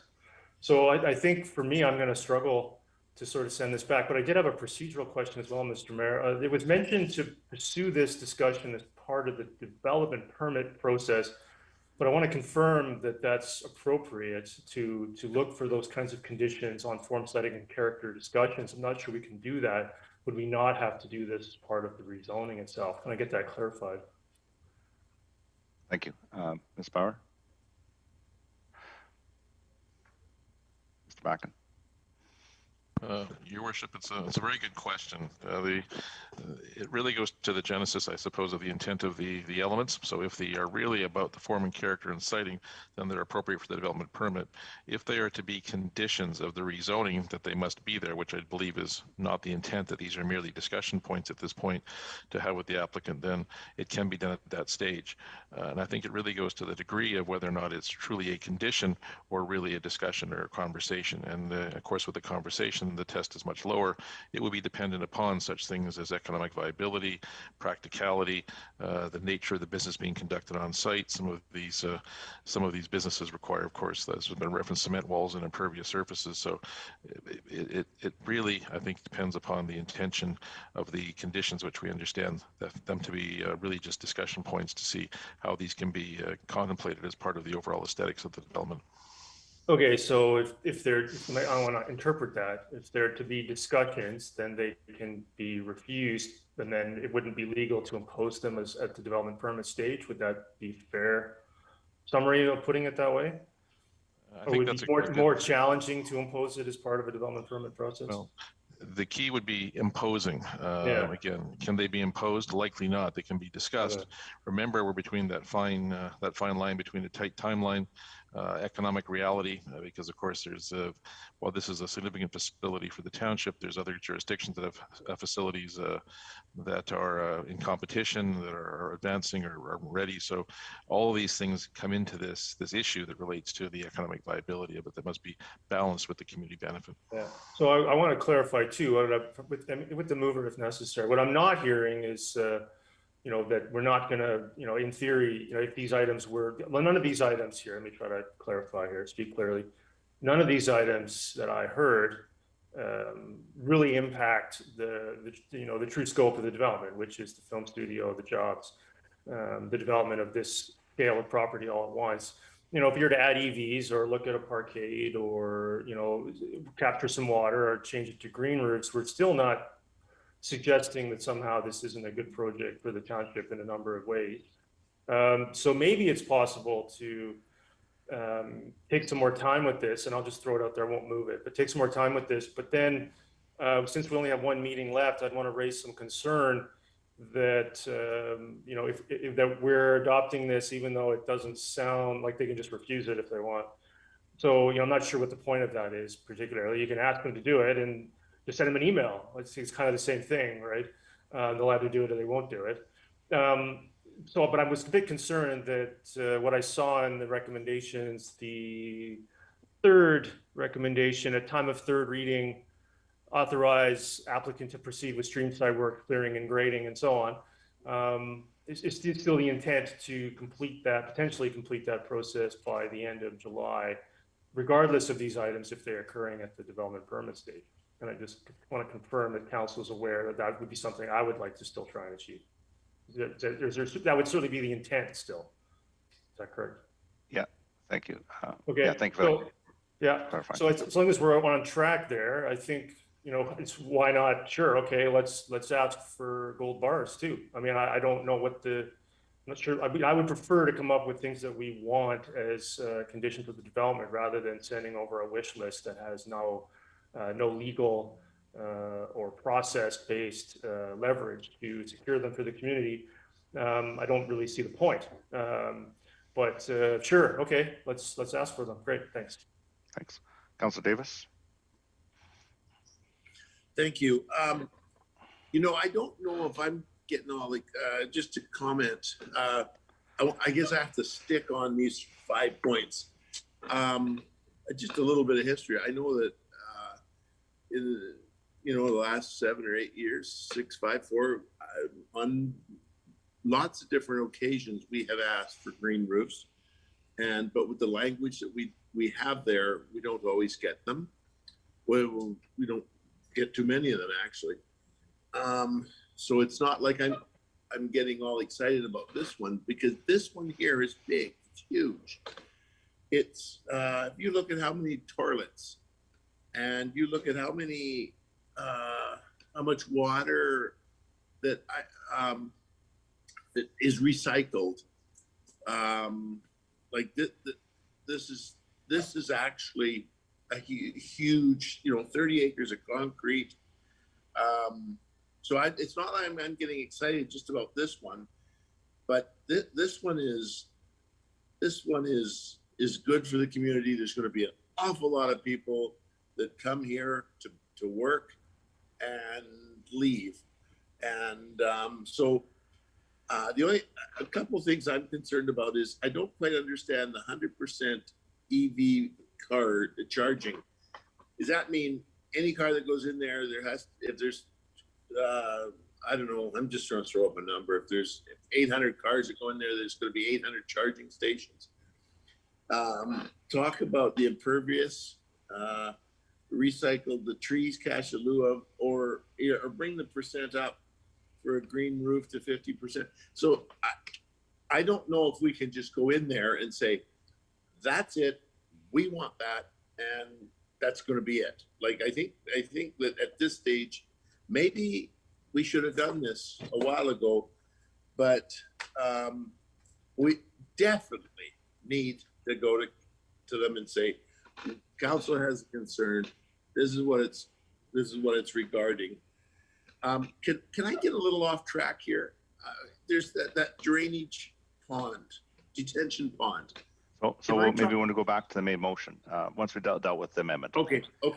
Thanks. Then put yourself in those for that. Like I say, my point is, we definitely need more, the better language, and I think that this development can set the stage to maybe the next development and the next development. So that's what we need to do. Anyhow, let's talk about it. Thank you. Councilor Ferguson. Yeah, I think there's some excellent points being made here today.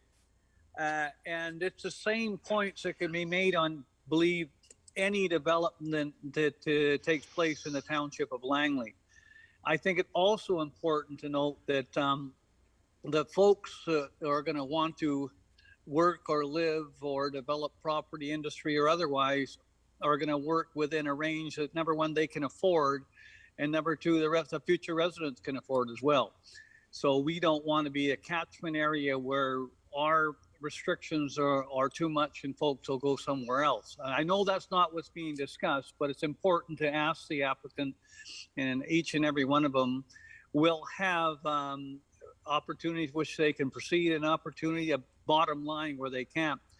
I don't know much about the movie industry.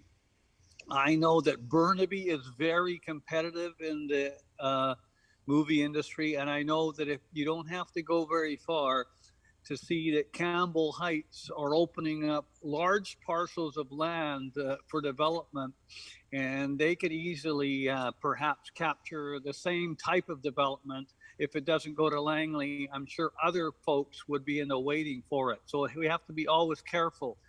And that would mean our loss of a real opportunity. And I'm not saying council, I have never heard one member of council say that.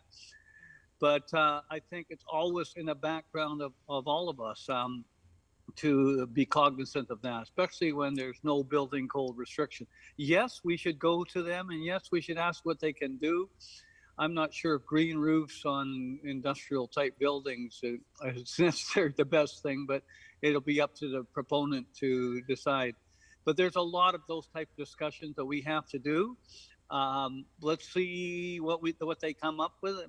you know, and that's where I stand with it. I'm just asking council to be very cautious about a development, not only this one, any development developer or developer can afford or not afford to proceed with. Thank you.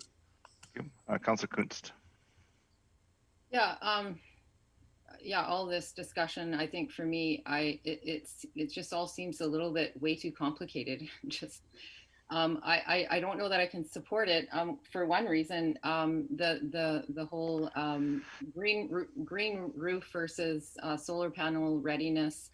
I would really love to have two people talk about that, you know, maybe on a separate day where we can sort of really hash that out. Because I'm not really sure that, you know, green roofs are necessarily better than solar panel readiness. So I'd like to sort of get that clarified. But so I think I'd like to wait for Bob's list. Maybe if that's going to come after this, I'd like to support that. But at this stage, I just feel like this is just way too wishy-washy for me. So I'm just gonna opt out. Thank you. Okay, I'll just speak for the first time. I just want to say I think these ideas are laudable for discussions, and as I understand it, the staff have already discussed this with the proponent. So, you know, I've kind of given some latitude for this discussion at this point. It's, you know, could be as part of the rezoning and could not be part of the rezoning, but I'm not going to support this. I think it's a good discussion, but I think these discussions have been had, and certainly the proponent, I'm pretty sure they're watching and that they're hearing this, and if they have anything further to add, that they'll bring it forward. So those are my reasons for not supporting it. And I'll go to Councillor Woodward for a second time. Councillor Woodward. You're on mute. Of course I am, yeah. Okay, so yeah, I appreciate the debate on this one. I mean, I kind of been thinking about the list here in the last few minutes, and you know, I kind of struggle with it. I don't really want, I mean, 100% EV charging stations. I mean, typically people would have those in their homes, and why are we posing that on some percentage? I mean, they'll be putting in some percentage anyway. I don't think we should be asking for 100% on that. Parkades, I think ideally long term they'll have to put in some parkades anyway to further expand the site. To me, it's a waste having a parking lot of that size, and the economics will push them there anyway. And then you've got water reuse strategy. I mean, I don't know what that is. And so more trees. I mean, I can always ask for more trees. Let's ask for some more trees. Let's put that into a specific concrete requirement and not this conversation. So the more I've thought about it, the more, of course, we can ask for them to solve climate change too. But you know, I don't think that the way this is being done is right. It feels a bit like theater to me. So I don't support it. Thanks. All right, so on the amendments, on this amendment, I will call the question. All those in favor? And opposed? Opposed. So I've got Councillor Whitmarsh, Froze, Councillor Woodward, Councillor Kunst, opposed. So it carries. Okay, so now we go back to the main motion as amended.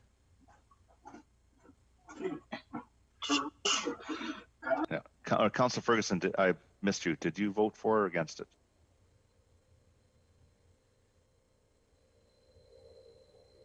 You're on mute.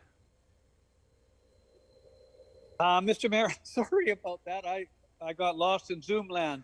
I was opposed to that, Mr. Mayor. Sorry about that. I was opposed to that last. Okay, thank you. So the motion does fail with a 5-4. Thank you. Councillor Ferguson is also opposed. So we're back to the main motion as amended.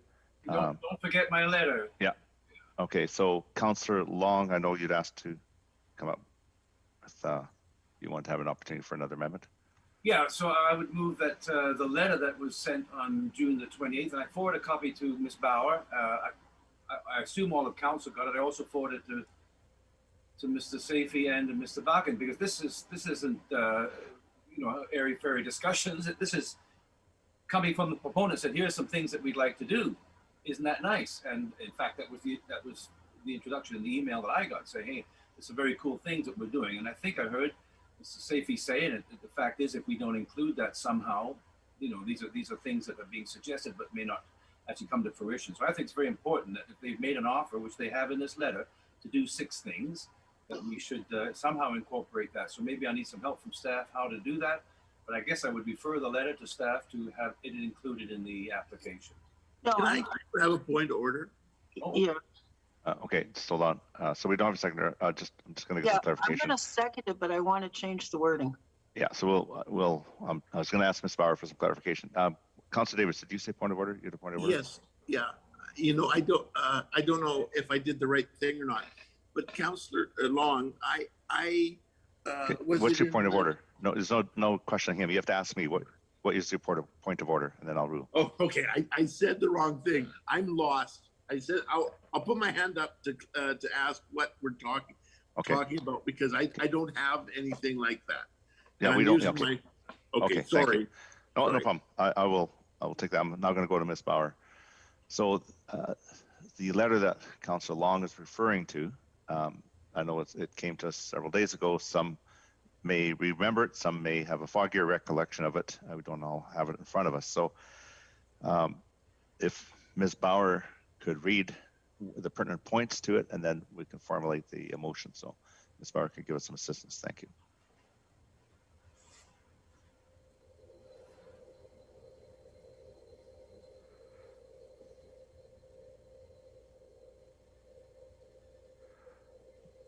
Okay, so Just give her a minute. There. Yeah. the letter that I have received has 6 points. The first point is locally sourced renewable natural gas will supply all gas loads to the facility.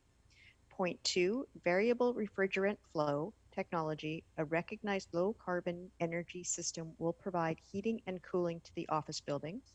Point 3, heat recovery ventilation to recover heat from the office buildings as it is exhausted to offset the heating energy impact of ventilation air. Point 4, outside air economizers to provide free cooling to reduce AC energy throughout the year. Point 5, an enhanced performance building envelope that contains double the insulation thickness of similar facilities in the Lower Mainland. And point 6, future resilience with rough-in for solar panels to offset electrical energy consumption. Thank you. So I believe the 6th one has been dealt with by council. So we'd be looking at Council Long moving those 5 as conditions of the rezoning. Is that correct? Ms. Bauer, that would be the appropriate. That would be my understanding. Okay. Council Long, turn it over to you. Second that. Yeah, so that's the motion. Council Long, I don't see any saying no. So Council Richter seconds it. Yeah, they are conditions, right? Yeah. Conditions. Okay. Council Long, did you wish to speak to it? Well, it's glad that we're doing it. I think what I tried to do is have this in the beginning. No big deal, but it did mention the solar panel thing in it too. So this comes straight from the proponent. They're informing us. I think it should form part of the rezoning, seeing how they've offered it, and that way we know for sure we're going to get that. Thank you. Councillor Richter? Yes, I think that was a very excellent suggestion by Councillor Long to include these as conditions, and I'm supportive of that. Thank you. Thank you. Councillor Davis? Okay, hey, that sounds really good. Except, is this on all the buildings or the big buildings over a certain square footage?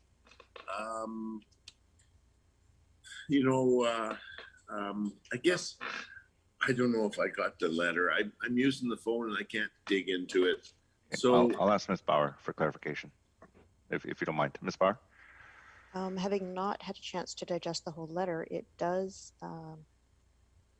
say to achieve this target, the following energy conservations and carbon reduction features will be incorporated into the building design. It doesn't specify one building, 2 buildings. It just says building design. Okay, so could we maybe have and I don't want to go back and get into trouble here, but can we have somebody from staff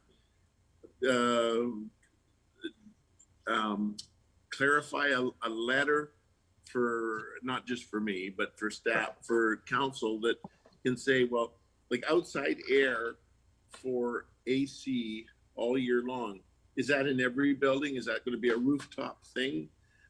I have no idea. Double insulated buildings, like that's just very, very smart. And, like I don't understand low or this recovery, heating recovery, for heating. like, I need to know a little bit more about it. I think it's on the right track and it sounds great. And I think, so anyhow, can we kind of. Thanks. I think at this point, this will be conditioned and as Council Long has moved it, Ms. Bauer, be condition of a building or the buildings, or we get clarification. We could always get clarification from staff and have this brought back at third reading. Okay. Ms. Bauer? Sorry, plural? Yeah, it's plural according to the letter. Okay, I'm going to call the question then on this amendment. All those in favor and opposed? Carries unanimously. Councillor Ferguson, I take it you're in favor? Opposed? Okay. Okay, so we're back Yes, uh, to the that would main. be fair. Yeah. Thank you. Back to the main motion as amended. And I have Councillor Davis and Councillor Richter. Councillor Davis? Okay, just briefly, I've done this before. This detention pond, is that detention pond big enough? And I know that it will be, I know that when Mr. Steffi comes on, it's big enough. Is that detention pond going to pick up 100% of the north side of 80th and the east side of 212 and this side of Trans-Canada? And when it drains out, where will it actually drain? Is this detention pond going to be drained across 216th and down the freeway where it goes down into down in by Trinity there, or that corridor? Yeah, those are two questions. Mr. Steffi. Thank you, Worship. The answer to Councillor Davis's questions are both yes. He is correct in all counts. The pond is one of two ponds for the Williams Neighborhood Plan area. It is sized in accordance with our design criteria, subdivision and development servicing bylaw requirements. So we have one pond for the north side of 80th Avenue within the Williams plan. So from 212th to 216th, from 80th to the highway. And then there is another pond required for the residential portion of the Williams plan south of 80th Avenue. And that will also be provided at a future date, with the requirement being imposed on the first application for rezoning that comes forward for council's consideration. And as far as the discharge point is concerned, yes, the discharge will be to existing water courses and streams that will ultimately cross Trans-Canada Highway. It won't cross Trans-Canada. It'll cross 216th in that huge culvert that they put there already. It'll just go down the discharge. But no, you say two ponds. I'm only speaking of the north part where this development is. I'm not speaking of south of 80th. I just want to know north of 80th. The other thing is, can I just make a comment before, and then I'll shut up, or I'll put my thing. Green roofs do retain moisture, and that I don't want to go back to that subject right now, but I'm just it's that detention pond is. Would there be any chance that on the lines like economically, can they move in? What's the length of time? Like, can they start chewing up that detention pond if it seems like we've never had any problems? Can they chew up that detention pond for development? And if they can, when can they do that? And how long is that going to be a detention pond, or will it be forever? Mr. Steffi? Thank you, Your Worship. The detention pond, actually, in this case, Your Worship, is larger than the typical, because of the fact that there is other amenities being incorporated into the design, including environmental measures to address the streamside protection issues, as well as recreational opportunities for a walking path, a trail, so to speak, around the perimeter of the pond, as well as a viewing platform, all of which will be incorporated within a separate lot that will be dedicated to the Township of Langley, that will make sure that we don't, I guess, use it for any other, or nobody uses it for any other purpose other than through council decision. Okay, so council could actually come along in 30 years and say, well, we don't need it, chop it off, and we can build a building on it then. Is that true? I guess you're right. That's correct. Yeah, well, that's not very good.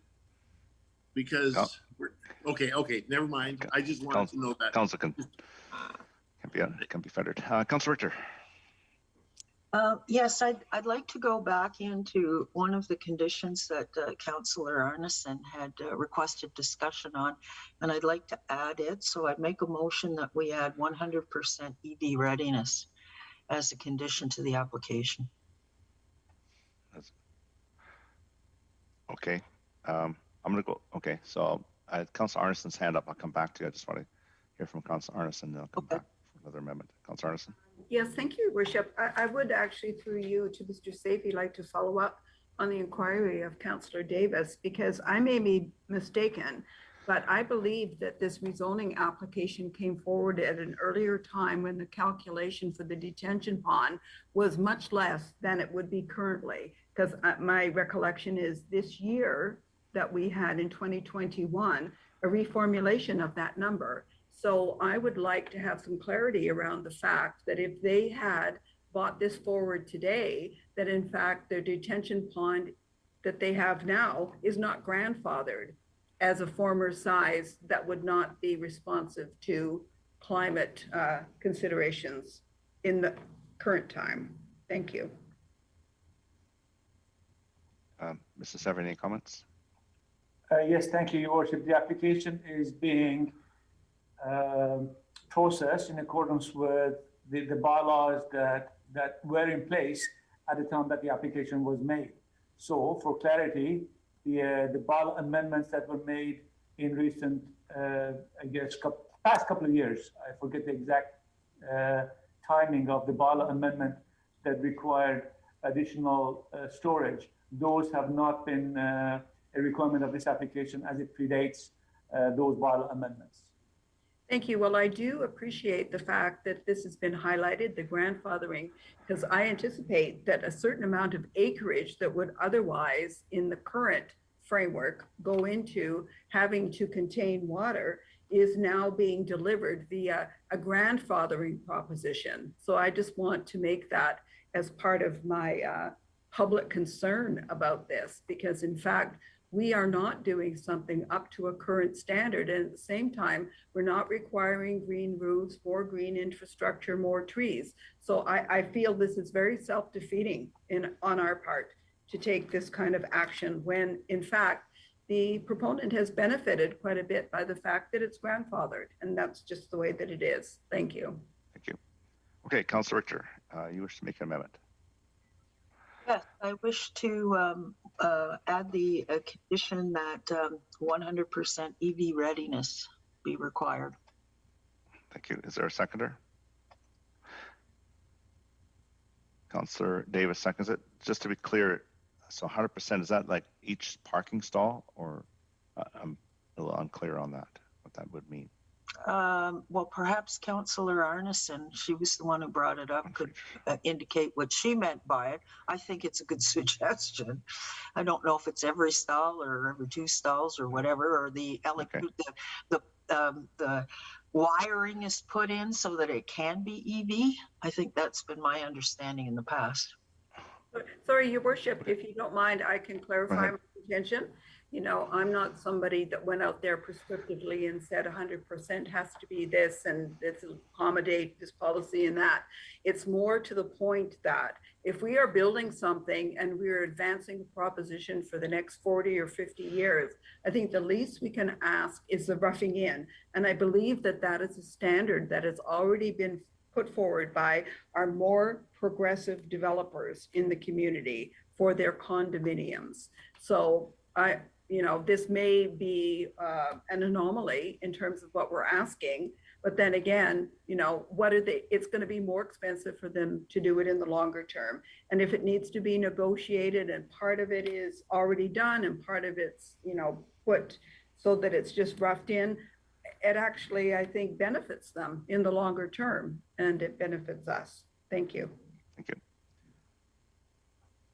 Okay, I'm just going to make some comments. I'm not going to support this. I believe that under the bylaw there's some already there.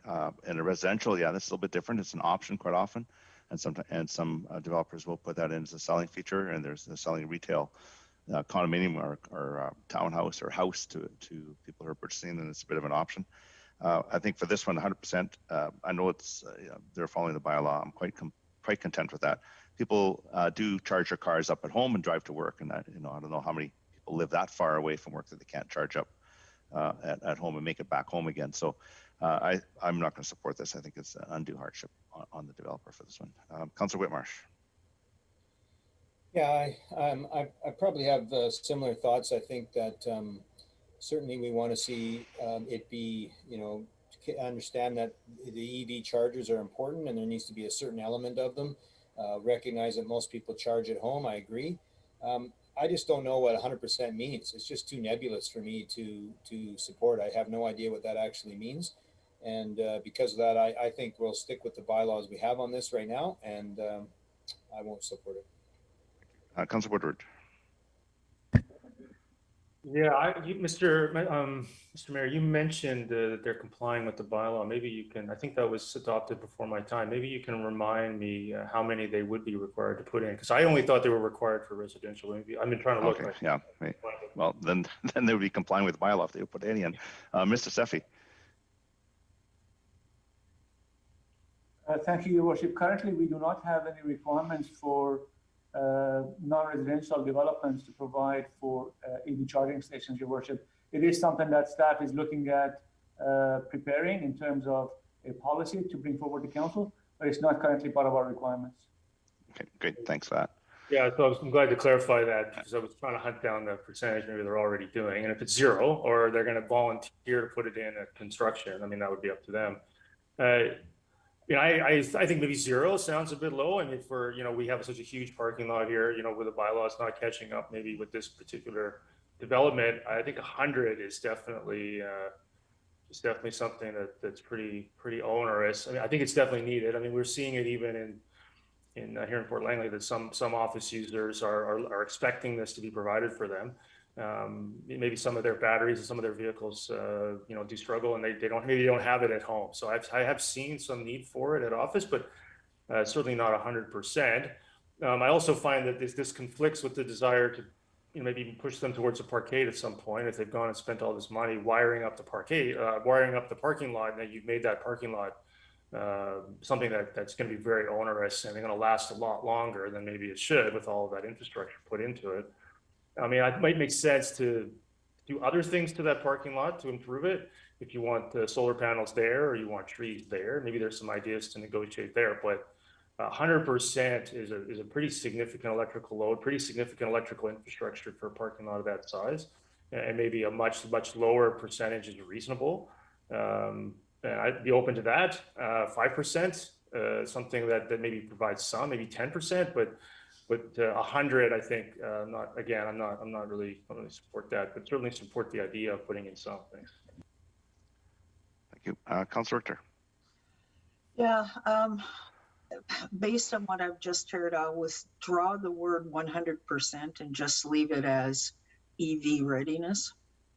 So if it's 10% or 20% or 50%, the proponent can decide. Okay, so that would be an amendment then. Okay, I'll make 100%. To remove 100%. And so that is just some EV readiness parking stalls, which I think is appropriate. Councillor Davis seconds that amendment. I will ask if there's any, I'll go by unanimous consent unless there's someone who wishes to object, and I'll go to a vote. I don't see or hear any objection, so we'll take that as the amendment. Oh, Councillor Arneson. Okay, so she's indicated, so I'm going to call for a vote. So all those in favor of the amendment to the amendment and opposed? Aye. Councilor Arneson, Councilor Whitmarsh is opposed. Okay, so we're back to the amendment as amended. And I'll call the, I've got Councilor Whitmarsh and Woodward.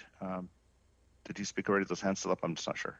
Councilor Whitmarsh. Well, on the amendment, I just wanted the amendment, on the amendment as amended. yes. and I'm just looking to have it read back, Mr. Mayor, that's all. Okay, so Councilor Whitmarsh, and then I'll get it read back. You have a question, Councilor Whitmarsh?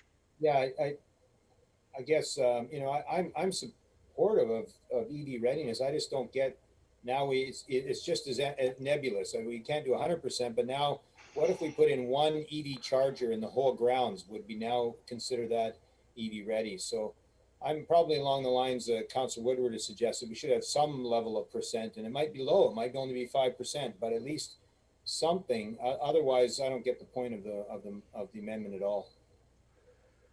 Ms. Bauer, can you read back the amendment as amended?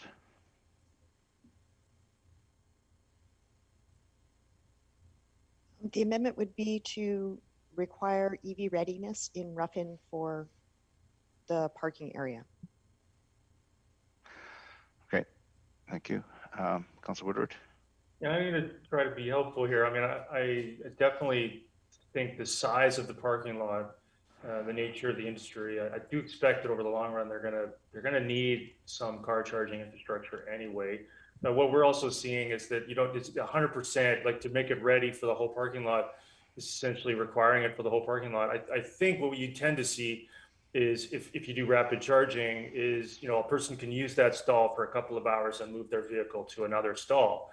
And then they can share that charging infrastructure if it's required. So to impose it or expect to rough it in or whatever readiness means, I think I would concur with Councilor Whitmarsh. I would prefer to ask for a set percentage. And if they're given the scale of the parking lot, 10% or 5% is 40 to 80 stalls, or maybe even more, maybe 50, 60 stalls. That's a lot to me, at least at this stage of a large electric vehicle penetration in the market. And if maybe you make them ask them to rough it in or prepare for a larger percentage down the road.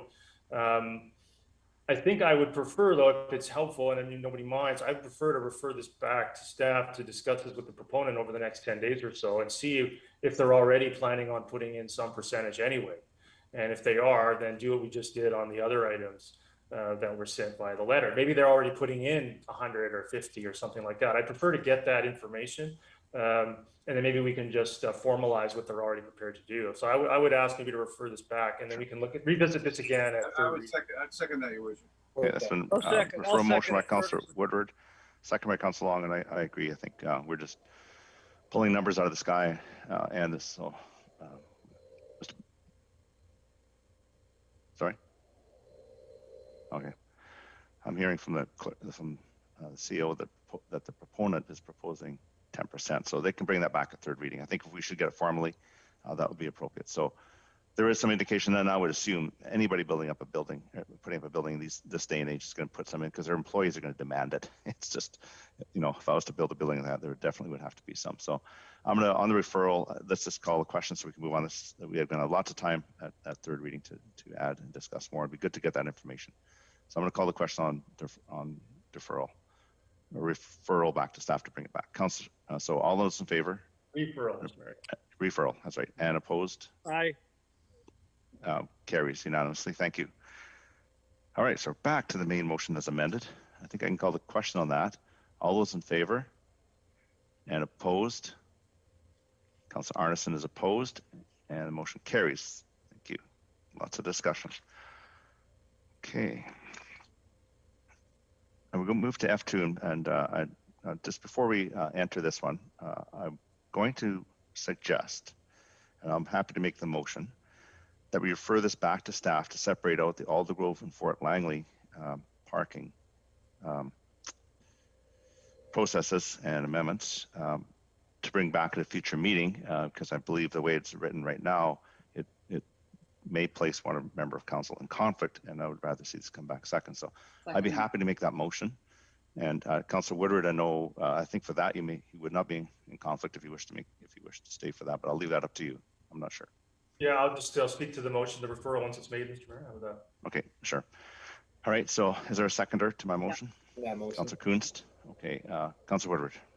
Yeah, I appreciate that, Mr. Mayor. I was gonna raise this as an item. I'd like to participate on the discussion around the catch and loose and the parking requirements for downtown Aldergrove, which I think are unique to the township, the entire township, because of the shared parking facility and the Aldergrove core plan and the way that's been proposed over 10 years ago. So I think that's appropriate. And I think also to the township wide parking requirements, and then separate out completely whatever council's discussion is in Fort Langley, I would not participate in. So again, Mr. Mayor, I very much appreciate that. Thank you very much. Thank you. Councilor Richter. I would like staff to also address the issue of outdoor patios, because outdoor patios are not required to have any parking. And I can think of situations, Fort Langley being one of them, where the patio has taken up the entire parking spots. And yet I think we got a letter from Mr. Alberts identifying this. It came through in the items distributed today, item number 1. So can the referral also include addressing outdoor patios? Mr. Backen, can you just take that as direction? Because that might be two separate things. We have a separate bylaw with outdoor, or policy, I suppose, because of COVID, with outdoor patios. But I think Mr. Backen will take that as direction to have staff look into that. So we don't need a motion then to include outdoor patios. Staff are going to look at that as well. Mr. Backen? Yeah, he's saying that'll be fine. Thanks. Okay, thank you. Thank you. Councilor Long? Yeah, well, I'm confused as to what's going on here. I mean, I was quite willing to discuss this thing, and I don't really like the whole idea of us sectioning off different parts of the township anyway. I was going to try and move us into discussion that covers township-wide reasonable parking requirements that would include both the village but I mean, I guess there's no harm in this. If all of council is excited about it, let's do that.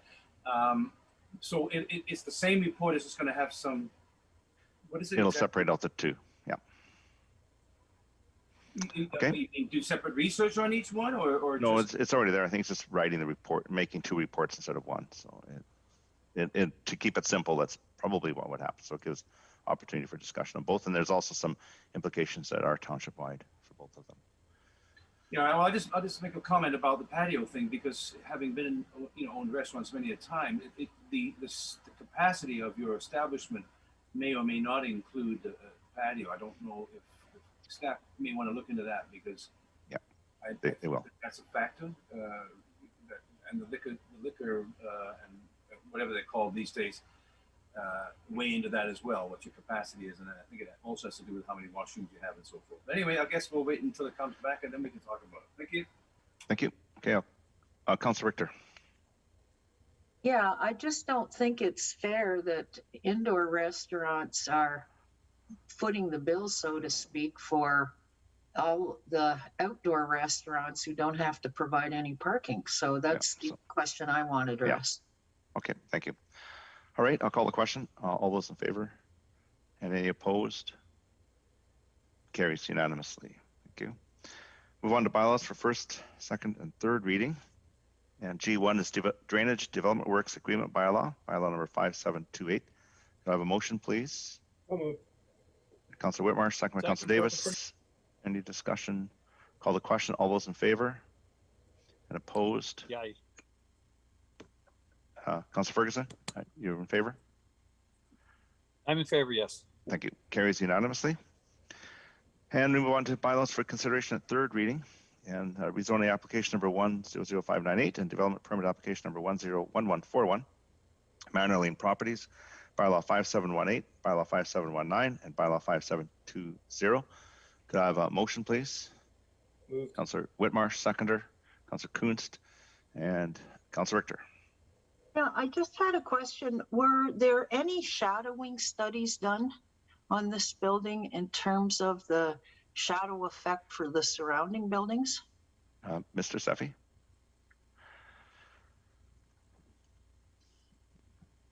Yes, Your Worship, there has been a shadow analysis completed by the proponents. Okay, and with council. And was that part of what the public was able to access in preparation for the hearing?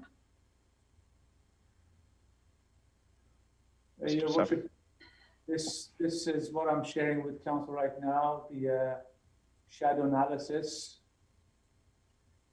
that's been provided by the, are you able to see this, your worship? Yes. Yeah, so this is showing the spring equinox, the summer solstice, as well as the autumn equinox at various times of the day, and provides an idea as to what the shadow of the building might look like, worship. So the neighboring buildings are going to be affected early in the morning and later in the afternoon, evening. Thank you. Thank you. Councillor Arneson.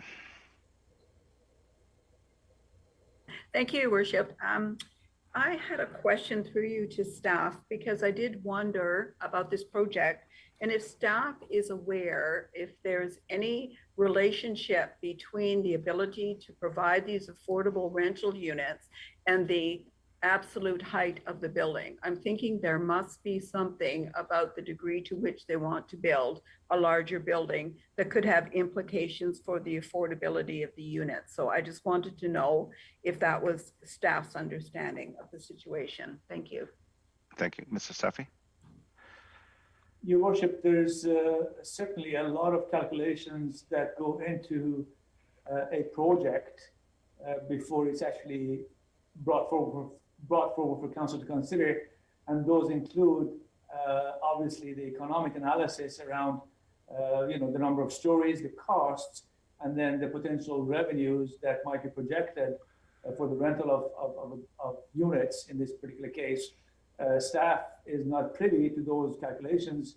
We don't typically ask for a review of pro forma analyses, but suffice it to say that if a project is not viable, then it simply won't be pursued.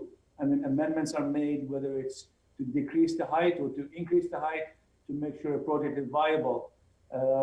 What I can share with council is this project was initially conceived to be lower, I guess, in terms of the height, and the discussion that staff had with the applicants resulted in the current project that's being presented to council.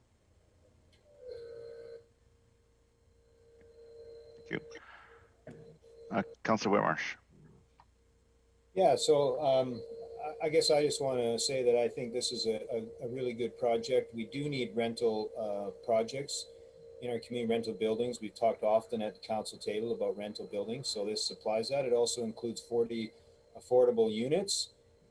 It is slightly taller than the buildings beside it. I think we had some comments around that, around the type of roof they've done. It is slightly taller. I think we'd heard that maybe it was the same height, but I think it is slightly taller, but not significantly taller, and it provides many of the things that we're looking for. So I'm very supportive of this project. Thank you. Councillor Long. Thanks, Your Worship. At the public hearing, the delegate mentioned about land use contract. I'm just wondering, just for clarification for council and myself, there is a land use contract existing on this site, but it's lifting of it and the rezoning here. Could staff just briefly explain how that happens? I mean, what are we obliged? There seemed to be an indication from the delegate that the land use contract shouldn't be removed until it expires, but I think there might have been confusion in that they all have to be lifted at certain times. So maybe just some quick clarification for all of us on that. I believe it's 2024 from provincial legislation, but Mr. Safi, if you can clarify on the land use contracts and how they're being phased out in British Columbia. That's correct, Your Worship. Land use contracts that used to be used as a tool to control use on property are no longer being or have not been used for the past number of decades and are outdated, given the fact that such contracts remain with the land in perpetuity. The provincial legislation allows for the dissolution, I guess, of such contracts unless a municipal council takes action in terms of discharging of the land use contract in collaboration with the owner of the property and replacing such with a zoning bylaw or a zoning that would be part of the zoning bylaw provisions. So those have been methods that we have discharged land use contracts in the township in the past 5 or 6 years, or maybe longer.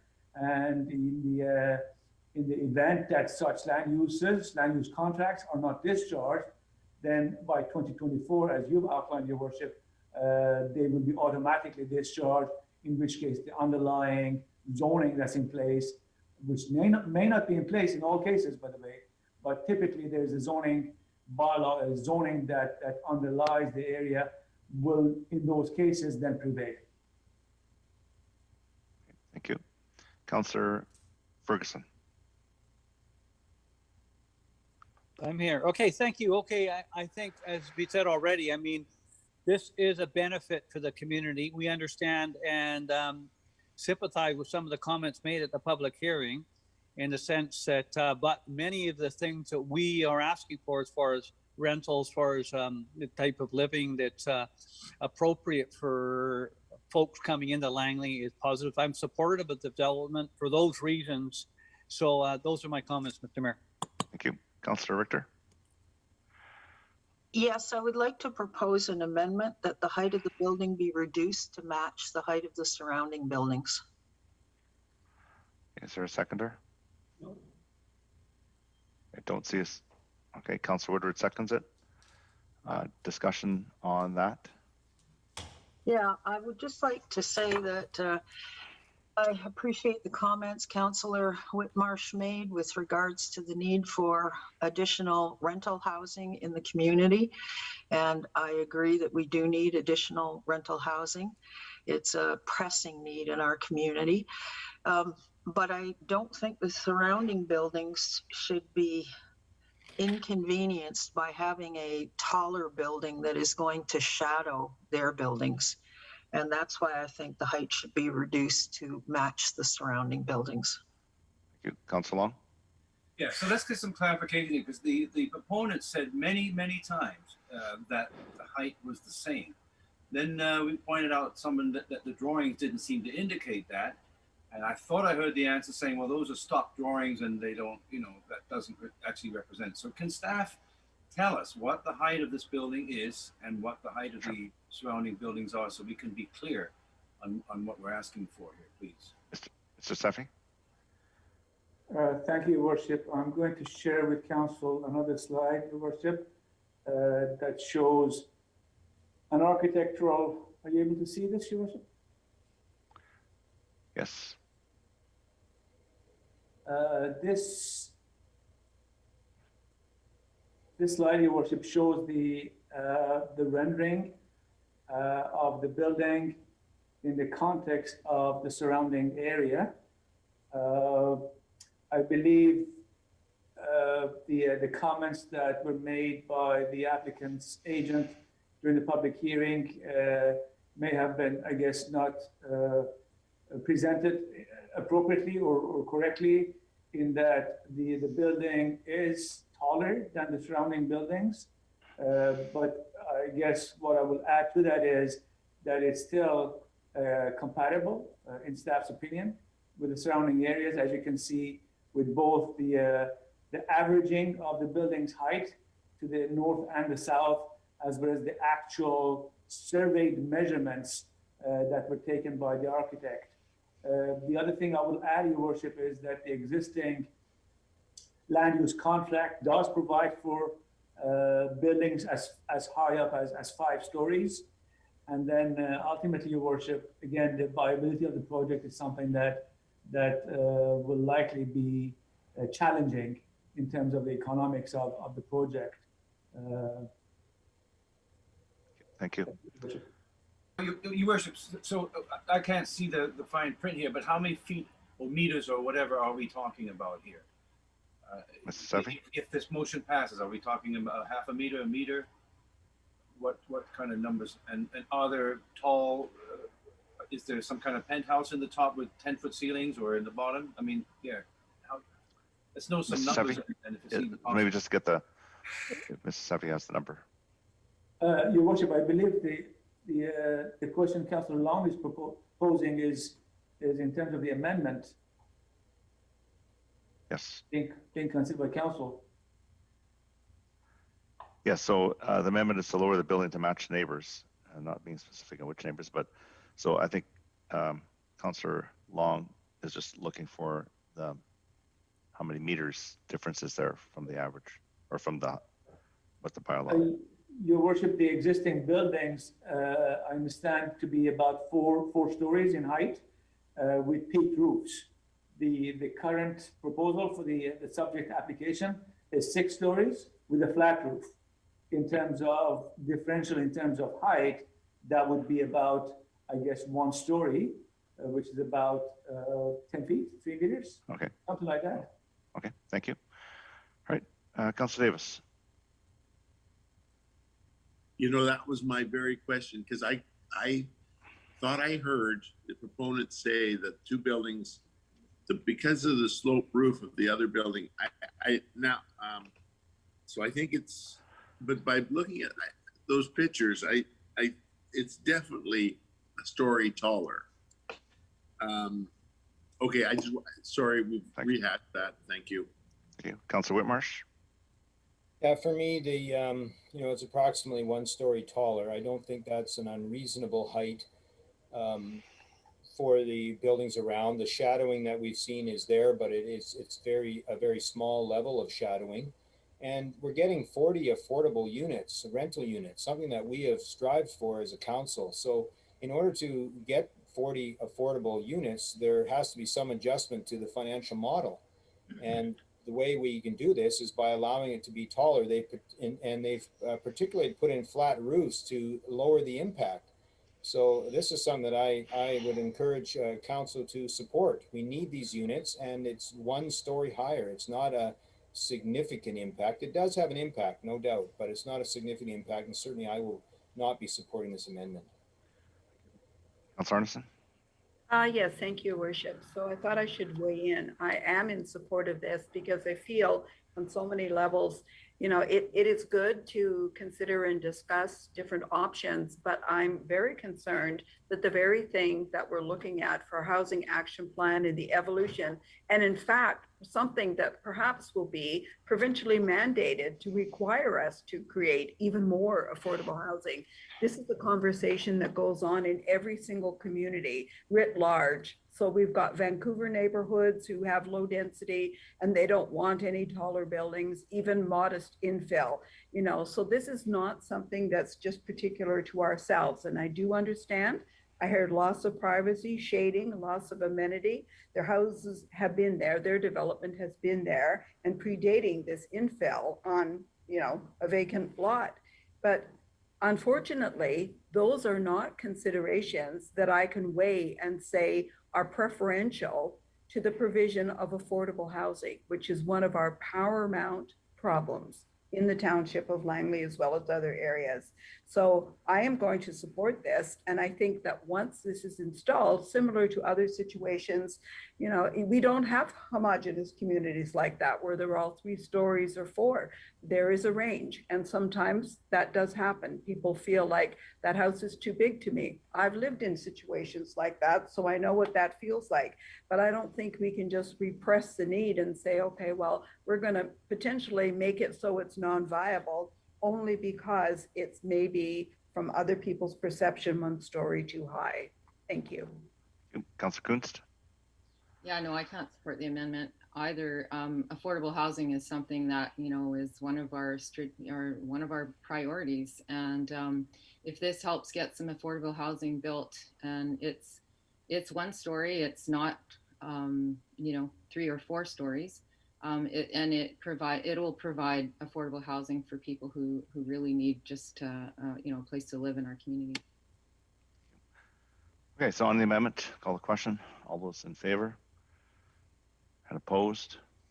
So we got Councillor Whitmarsh, Mayor Froese, Councillor Long, Councillor Woodward, Councillor Kunst, Councillor Arneson, and Councillor Ferguson. Are you in favor or opposed? Opposed. And Councillor Ferguson. The amendment fails. Back to the main motion. I'll call the question on the main motion. All those in favor and opposed? Councillor Richter opposed, and Councillor Ferguson, you're in favor? Carries. Thank you. Move on to bylaws for final adoption. I1 is soil deposit removal bylaw amendments, bylaw 5724. Can I have a motion, please? Councillor Davis, second by Councillor Arneson. Councillor Richter. Sorry, I have a question with regards to the actual wording on page 2 of the bylaw, which says, unless exempted by the engineer in their sole discretion. Shouldn't that be unless exempted by council? No, I believe that's the wording that's in there, and that's what council can deliver it on. Mr. Backen, can you provide some background? Thank you, Your Worship. I'll defer to Mr. Seffi as to the historical part of the bylaw, but I think this is the exceptions based on practicalities and health and safety matters, and it's intended to reflect the fact that some of these things can progress without having to wait for formal council meetings and the reports that are associated with that. Mr. Seffi, can you elaborate a bit about on the history and the practice? Yes, council may recall, Your Worship, that certain types of application that are considered to be, I guess, minor in nature, less than 600 cubic meters, as I recall, are dealt with by staff. So that is a continuation of that provision. Okay, thank you. All right, I'll call the question on I1. All those in favor? Oh, sorry, I see Councillor Davis's hand up. Go ahead, Councillor Davis. Just to clarify, minor in nature means like, because the minute, if you don't exempt by an engineer in their sole discretion, remember, good fences make good neighbors. But if this is just for minor in nature. That again is a little pulley. You can pull that a little bit farther, but I can buy it if it's because we can get staff into trouble. Well, people will come in. If staff doesn't make a call on it, then they can get upset with staff, and that's okay. We all get in trouble, but it's not okay when we get into major issues. So that's it. So it's in minor. Okay. Thank you very much. I just want thanks. Thank you. I'll call the question on I1. All those in favor and opposed? Opposed. Councillor Woodward opposed. It carries unanimously. Oh, sorry, carries with Councillor Woodward opposed. Doesn't carry unanimously. Yeah, I know. It's I did correct myself before you had the chance. There you go. On to I2, rezoning application number 100661. It's McDonald bylaw 5715. Could I have a motion, please? Councillor Kunst and a seconder, Councillor Whitmarsh. Discussion. The question, all those in favor and opposed? Councillor Richter is opposed. Councillor Arneson is opposed. The motion carries. Thank you. I3 is official community plan amendment and rezoning application number 100129 Pacific Land Group Incorporated, bylaw 5556 and 5557. Could I have a motion, please? Councillor Whitmarsh and a seconder, Councillor Kunst. Discussion, Councillor Richter. Yeah, council passed a covenant, I believe, on this one with regards to, I just have to flip to my book here, Mr. Mayor.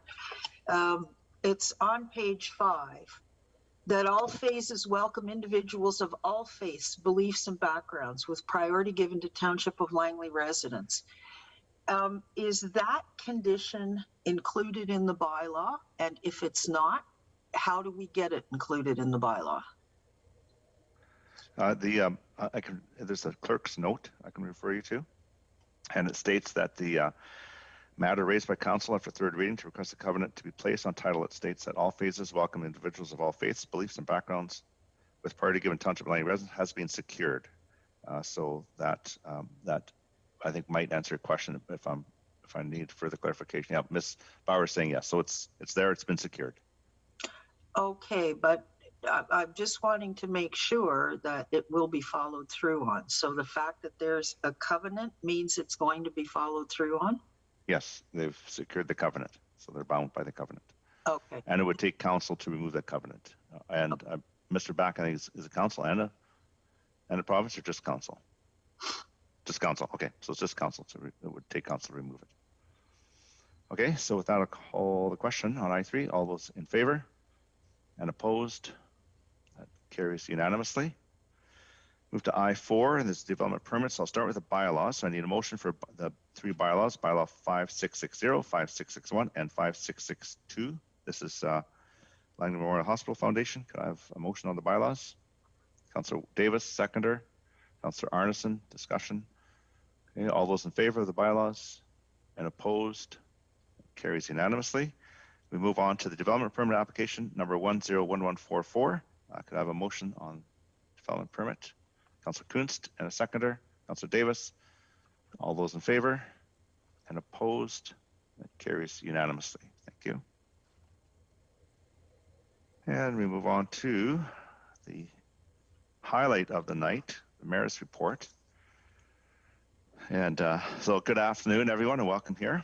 And I hope everyone had a good Canada Day and took time to reflect on our past and present. And remember the things that are important and be grateful. And I know this Canada Day was especially poignant in the fact that we're remembering the residential schools and the tragedies that we've learned about. And I know that certainly are working through that. And our thoughts, my thoughts especially, were with everyone who's suffered through that. Councillors Arneson, Davis, Long, and Whitmarsh and I participated in the Aldergrove Canada Day Parade, organized by the Aldergrove Festival Day Society. It was a drive-through parade, similar to last year, and it was really nice to see all the people that were out and all of the wonderful entries. There were a lot of entries, and a lot of people lined the streets, and we're very appreciative. Afterwards, there was some exciting special performances, and Councillor Arneson provided some photos, which you can see in the slideshow. So thanks, Councillor Arneson, for those photos. On July 7th, the Langley Heritage Society presented a check to the township to fund the construction of classroom spaces at the new cultural center in Fort Langley, Salishan Place by the river. We thank them for the generous $60,000 contribution and look forward to seeing the community utilize these important spaces. So again, thank you very much to the Heritage Society. A lot of great volunteers there, and this is going to turn into something fantastic. On July 9th, we had a huge announcement from the federal government that I know we've been waiting for quite a while, and that they've now committed to $1.3 billion to fund their 40% portion of the Surrey Langley SkyTrain project. This project includes the extension of 16 kilometers of SkyTrain and 8 stations from the King George Station along Fraser Highway to 203rd Street in Langley City. The expansion forms part of the mayor's vision to improve transportation in the region and provide capacity to move 6,800 passengers per hour per direction, which is more than 10 times the capacity of bus service today. This project is very important to the Langleys, and we appreciate the federal government's support. The province has already committed to their 40%, and now I know that we are working hard at Translate Mayor's Council to put together the remaining 20%, of which some money has already been put aside, but there's still some work to be done, and we're looking forward to getting this complete. Attended a mayor's Metro Mayor's Committee meeting, and Councillor Ferguson attended the Metro Indigenous Relations Committee, and Councillor Long Metro Housing. So with that, it's my report, and if there's, I'm just going to put my, here we go. Councillor Ferguson. Yes, Mr. Mayor, thank you. And yeah, we've been really busy, but I did want to say that for those folks listening, I'm not sure how many with the Zoom meetings, how many residents listen, that it was a different Canada Day. And at the Indigenous Committee meeting of Metro Vancouver, we really sat and thought about the things regarding the sites for the children that were recovered in a very, very difficult time for Canada and for all of us. And some of us celebrated by sitting at home or just reflecting. Some went out and did other things. That's up to them.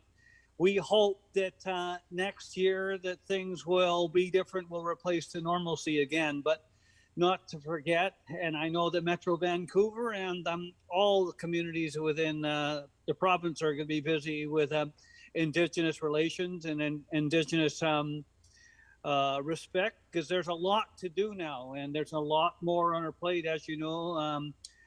Director Froese and Director Richter, you'll be busy. And there'll be more and more things demanded upon us regarding Indigenous relations, and we will be busy, and we will have to be asked to reach out more and more. And that's going to be the flavor of the flavor or the challenge of moving forward and finding righting wrongs and also working in conjunction with the Indigenous folks. So I did want to say we had a lot of discussion regarding it. These are difficult times. We want to work with our Indigenous folks. We want to work and we want to make it fair and safe and certainly an endeavor for the future. So we are very, very busy with Indigenous relations at Metro Vancouver. Thank you, Mr. Mayor. Thank you. Okay, so with that, we'll move on to items from prior meetings, and one is archaeological site protection policy. Now, this motion was moved and seconded and then deferred, so the motion is now live on the table. It does not need a motion, another mover. So I will go directly to the speakers list and start with Councillor Woodward. Yeah, I want to thank everyone again for the deferral last time. I've had a chance to spend some time looking at the policy and the bylaw, the policy, and learn a bit more about it, and able to vote on it, and I support it. Thanks. Thank you. Is there any further discussion? I'll call the question. All those in favor and opposed? And that carries unanimously. And thanks again to staff for putting this together. All right, move on to other business, and I'll start with notices of motion. And Councillor Long, you have P1, so I'll turn it over to you. Yeah, thanks. And this is a result of the meeting we had with the minister that I attended on your behalf. So the state of emergency over the COVID pandemic has been lifted, and whereas the Township of Langley will need to adjust its bylaws in regard to council meeting procedures, be it resolved that staff look at our procedural bylaws to allow in-person and online participation from the public, staff, and council members. They suggest amendments to bring back to council for consideration so that the new procedures can be implemented as soon as practical. Thank you. Did you wish to speak to it? No, I think it's straightforward. Okay. Thank you. Councillor Richter? Well, you have a seconder? Oh, sorry.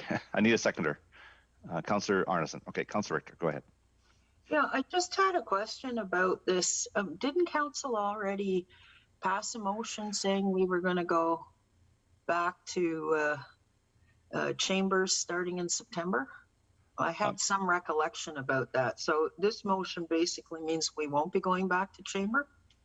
I'll ask Ms. Bauer to clarify the motions that there are. I know that in the past, we've got to think back to last year when we did make some motions and when things changed due to the pandemic and the state of emergency the province declared. So now I believe the Minister of Community has asked that we take another look at our bylaws, and as there are some legislation that will supersede our bylaws, but Ms. Bauer can explain it a little bit better than I can. So I'll turn it over to her. Thank you, Mayor Froese. At the current state, our expectation is, barring any grand changes, we will be returning to chambers in September. We would be returning to the rules we had previously until such time as we amended them. That would mean that council would need to be in chambers for the meetings. There would be no electronic meeting provision at this time until we amend the bylaw, and public hearings would return to their previous process of individuals required to either submit in writing or attend the public hearing. So I think what Ms. Bauer is saying that, and also there's the overlying ability for municipalities to amend their procedural bylaws to allow for it, which came from legislation that was changed by the province. So I think all this is asking is that the staff come back with some options, and then council would have a better understanding of it. So hopefully that answers your question, Councillor Richter. Yeah, well, it's just the wording in the question, or the wording in the motion, the resolution part, it seems to me to say we're going to continue on with Zoom meetings if people want the option of Zoom meetings. What that will, I believe what it'll do is the staff will bring back those options, then we get a chance to see and deliberate upon it. So that would be one. But we do have the ability to amend our procedural bylaw now, which I believe wasn't there prior to the pandemic. Is that right, Ms. Bauer? No, the procedure bylaw currently, as it is prior to the pandemic and current, is that council members must attend in person. And that's provincial legislation too. We didn't have that ability under provincial legislation prior to all councils have had that ability, but it is not in our procedure bylaw. Okay, so we would have to amend our procedure bylaw. Okay, thanks. Councilor, does that help? I'm still confused. I'm Yeah. still confused. So is what staff going to bring back to us is an amendment to require everyone to be present in chambers in September? Or is it going to be a requirement that allows the option to be present in chambers? That would be automatic. If we did nothing, that would be automatic. But what staff would do, according to, if this motion passes, is come back with some options for us to discuss. Ms. Bauer? I don't want to put words in staff's. Ms. Bauer is the one who will be doing it, so Ms. Bauer. The current ministerial order will expire September 28th. As of September 28th, we have to revert to our procedure bylaw. We won't have the ability to do Zoom meetings unless we amend our procedure bylaw to do that. So at that time, we would have to make changes to what we allow in order to continue with them. I propose to, as council would probably need to discuss exactly what they'd like, I will bring back a report that provides options, which could be everything from continuing on Zoom to be a hybrid to everyone back in the chamber. And council can direct me as to which way they would like to go. Okay, thank you. Thank you. Councilor Woodward? Yeah, I appreciate those clarifications because I was trying to decipher this, and certainly appreciate those clarifications. What I saw here was actually something that I thought about it a bit this morning. We don't have yet, and I think that the barrier is not going to be council procedure bylaw. Maybe Mr. Backin or someone else can jump in. The barrier is probably going to be technology. So is it possible for us to allow members of the public from home to zoom in to the council meeting at a public hearing and have them come up on our monitors and not have to, necessarily come down and sit there all night and wait for that public hearing, or queue up if we have a long public hearing, whether that would be something that would be possible. Because other than that, I didn't really I was assuming that's what it was. I didn't know if that's what the mover was getting at, because I don't see a procedural problem. I see more of a technical problem. Can I maybe someone can give me some feedback? Ms. Bauer? The Information Technology Department has been working very hard to be able to have what best be described as a hybrid meeting. The last discussion I had with them, they're awaiting some, layman's terms, they're waiting some parts. And then we would be able to move forward with that. Again, the ministry has requested that municipalities seriously consider the ability to have a hybrid public hearing with individuals in the chambers as well as individuals online. We're doing our best to accommodate that. Whether we allow delegations would be up to council. That would be a little bit more complex at this time, just due to the lack of technology that we have been able to incorporate. Yeah, so the other thing I think that clarifies it. I mean, I think it'd be something, it'd be nice to maybe make some upgrades to get to that point. The other thing too, though, I wanted to ask, in terms of amending the council procedure bylaw, there's a number, I believe, of proposed amendments from about 2.5 years ago. Would it be possible how would we facilitate, rather than this one running on its own, facilitate some of those CPC discussions and incorporate them, and then maybe do one amendment to the council procedure bylaw here, potentially by the end of the year, rather than doing two or another one next year when we finally get to some of those CPC meetings. I'll leave it there. I don't know if I want to refer this to CPC, because it's not my goal to delay it or to have it at the end of a list of items, but maybe to combine it with the other council procedure bylaw items that are still pending. Maybe, Mr. Mayor, I'll wait for others to speak. Maybe I'll entertain that referral motion. Thanks. Councilor Long.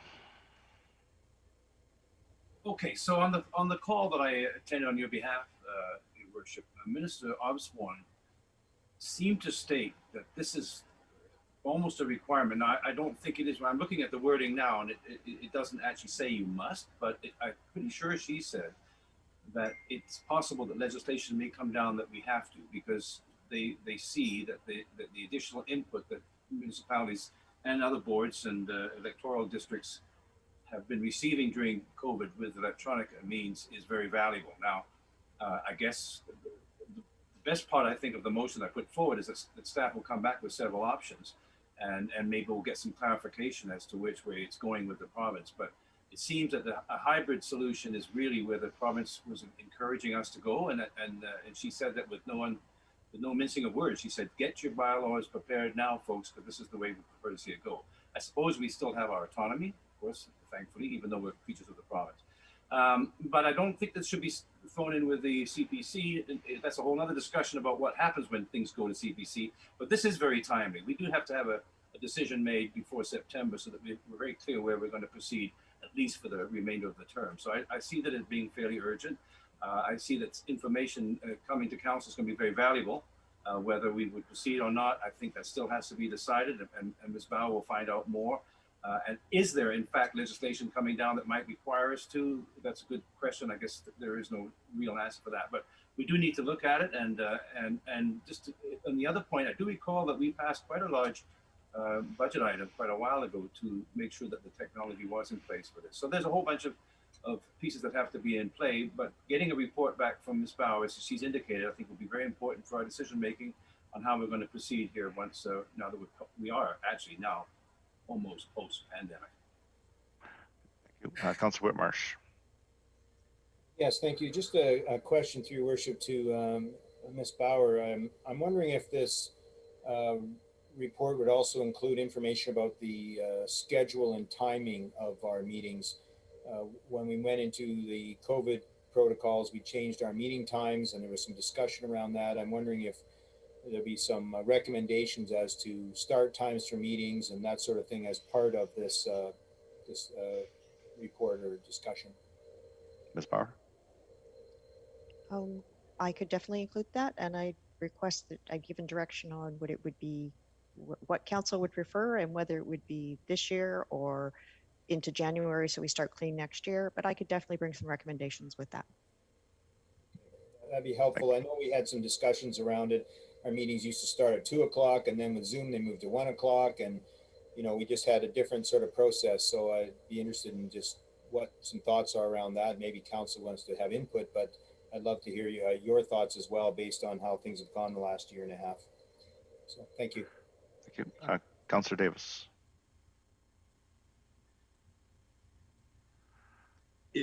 Sorry. Time frame. What's the time frame if this goes? I like the idea of letting some people come in on Zoom because maybe they can't get out to the meeting, or they can.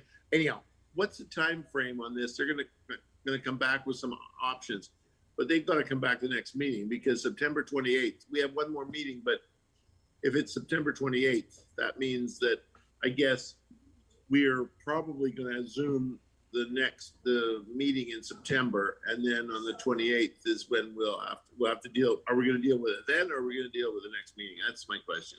Ms. Bauer. That would be under council's direction. We are ready for council to come back in September based on no COVID changes, or if council determined they'd prefer to be on Zoom for one more meeting, we could, but as of September 28th, which is after our September meeting, we would have to return to council in chambers. Okay, so it's not a big deal. Well, so it's time in September. Yeah. Okay. Councilor Woodward. Yeah, thanks. So, Mr. Mayor, I think I would like to move referral. I have it sort of drafted here. Refer to CPC combined with the other council procedure bylaw amendments awaiting further council consideration. I could say proposed, other proposed procedure bylaw amendments awaiting further council consideration. Thank you. And seconded by Councilor Richter. But just speak to that? Yeah. Just the rationale there is we've already got a number of council procedure bylaw amendments that are sitting there at CPC. And it seems rational to me to combine them together and discuss them once, and then do one amendment to the council procedure bylaw, and hopefully get that done by the end of the year. Thanks. Thanks. Councilor Davis. Okay, I'm speaking on the Councilor Woodward. Just maybe if I could through Mayor Frost. Well, why don't you just put that as a notice of motion, because it's not something we need to talk a lot about. Well, like it can't, I just want to rule it is appropriate motion to refer. Okay. So if you wish to speak against it, go ahead. Well, it may be appropriate motion, but I'm just thinking that we're all of a sudden on the 28th, we got to do our thing. So it's so related. Pardon me. It's so related. I just thought that, I would I'm not running the meeting. I would entertain a notice of motion, but I'm just wondering if, once it goes to CP, it doesn't have to, because there's going to be lots of meetings by the time we're going to have. Okay, no problem. Either or. Okay, thank you. Thank you. Council Long? Yeah, well, please, I would specifically say that this doesn't qualify for that. This is very timely. It's very specific to COVID, and it's coming up before you know it. So, CP, the other amendments, of course, they have their significance and importance, but I mean, they're not as important as this one, in my opinion, and they're not as timely. The procedural adjustments that there's a fair list of could take a lot of discussion too. So I don't see any harm in dealing with this one, because we have to, and dealing with the other ones as time allows. So, and I don't see any reason to have to combine them. I mean, we can make amendments and change the procedural bylaw, anytime we wish. They don't have to be done in a group. So I'd much rather see us proceed on this, and this is what we've been encouraged to do by the province. Councilor Woodward? Yeah, so I'll just respond to that. Hopefully we can get this referral done, and if we can't, then that's fine. We'll do it normally. But I think that there's some logic to combining the discussions. So if we're reviewing concept of delegations and public hearing submissions, there was discussion of the council procedure bylaw amendments regarding potentially delegations and other items. So it would make sense to me to combine those discussions together. I'd entertain moving it to the top of the list even. I mean, I don't want to discuss the council procedure bylaw one item with it sort of in isolation. I prefer to combine that discussion into one meeting and not be discussing the council procedure bylaw over and over again. I've had some stuff on there that I value just as much as the COVID items that I've been waiting 2 years to get to. So I would like to see them combined, and I think that that's sufficient. I think that's reasonable, and we don't know the other amendments may be affected by that, and staff can do some work and get back to us on what's required by the ministry or the provincial government, which would have happened in any event. No notice of motion was needed for that. So I think it makes sense to try to move this in the right direction. I think I would like to see the possibility of online delegations and Zoom delegations and submissions regardless of COVID. So I think that some of that, and then find out what that might look like, and what maybe we would proceed differently with some of those other amendments based upon some of that technology. So I think it's appropriate to combine the discussions together. Thanks. Yeah, I'm going to call the question on the referral. All those in favor? Opposed? Mayor Froese, Councillor Long, Councillor Arneson, opposed. So the referral carries. And we move on to P2, 2022 budget process, and this is Councillor Richter. Go ahead. Okay, I will move the motion, and I'd like to speak to it if it's seconded. Thank you. Thank you. Seconder? Is there a seconder? Councillor Woodward seconds. Okay, go ahead, Councillor Richter. Yeah, I thought our meeting with Dr. McIntosh was quite helpful, and certainly the changing of the budget process to allow more council guidance at the beginning of the process was very worthwhile. I'm looking forward to the follow-up meeting we have scheduled with him in September. But I think that in order to get ready for that follow-up meeting, the piece that's missing is us saying what we consider to be an acceptable projected tax increase. And that's what this motion is all about. I appreciated the discussion that we had about the differences between cost of living and municipal price index. So the motion is essentially saying that we set the 2022 budget increase at the municipal price index, or 3%, whichever is lower, unless exceptional circumstances warrant a change, and that type of change is fully justified by a business case. Any discussion? Seeing none, I'll call the question. All those in favor? Wait a minute. Was it? Oh. I don't see a seconder. Was there a seconder? Oh, sorry. Is there a seconder? I thought there was a seconder. Yes, there's a seconder. Yeah, Councillor Woodward seconded. So I'm on. I'd like tracking. Okay. I don't see hands up. I'm trying to get it up here. Okay, I'll go ahead, Councillor. Feeling from the last one. Are you sure that Councillor Ferguson voted against that? Voted on that deferral? Anyway, I guess that's another thing. He did. I didn't indicate negative. So go ahead. I voted in favor. Yeah. Okay. Go ahead, Councillor. Okay. So, Your Worship, how can you possibly set a budget rate when you haven't even seen the budget? So I think, in due respect to the motion, I can't possibly see how in an organization that has hundreds of employees and multi-millions of dollars in different departments that it has to rule upon, and challenging though it is, and even tonight we've added $500,000 potentially to that budget. There's talk about the RCMP contract at the last meeting, and there's a myriad of things that come up. So the budget is extremely complex. If we can just take a cookie cutter and box it in that way, I suppose that would be wonderful. That's like waving a magic wand, but I don't see it really coming down to that. And I'm not trying to be, insulting here, but how can you possibly pass a rate now when you haven't seen the budget? So I think staff have heard it's a good idea. I think really what we're saying is let's keep the any tax increases that may be required to a minimum. It could be considerably less than 3% or the MPI. Who knows? Because we haven't seen the budget. There might be a miracle of funds found somewhere, or some kind of other initiative that could pop up. So I think you have to see the budget before you can put a number on it. So to me, that would be the better way to go, to see the budget, and this should be at least deferred or probably defeated, and we'll come up with something when it gets closer to budget time. Thank you for that. Councilor Woodward. Yeah, I seconded this for discussion, but I appreciate the motion, and I think I'm going to support it, because I don't see it the way Councillor Long sees it. I don't see it as, here's a bylaw and you have to do 2-3%. I actually see quite a bit of flexibility here, unless exceptional circumstances warrant a change. Unless a change is justified by a business case. What's wrong with that? What's wrong with the MPI? As a baseline, maybe I'm wrong and staff can correct me, but what I would perceive this to be is a process where, we would say, oh, here's what you get for your 3%, and here's the items we couldn't fund. And then we can decide whether we want to go higher or not. That seems to me to be fairly reasonable. And if there's non-discretionary spending that goes higher than 3% or the MPI, then that would be justified by a business case, non-discretionary. So again, I thought this was kind of a good way to sort of set that, this 4%, 5%, not sustainable, and not that we'd ever done 5%, but I thought this was kind of a good one. We saw this in Vancouver just recently. I think I recall Mayor Stewart suggesting that his baseline or target was 5%. What's wrong with that? What's wrong with saying, here's what we kind of are looking for? Thank goodness TransLink is capped at 3% per year. Would they certainly take 3%? They seem to make it work. And that's the increase that we can live with. So again, I don't react to this the way Councillor Long is reacting to it. I think this would set a good baseline. And again, lots of flexibility provided in the motion. So I think I'll support it. Thank you. Councillor Richter.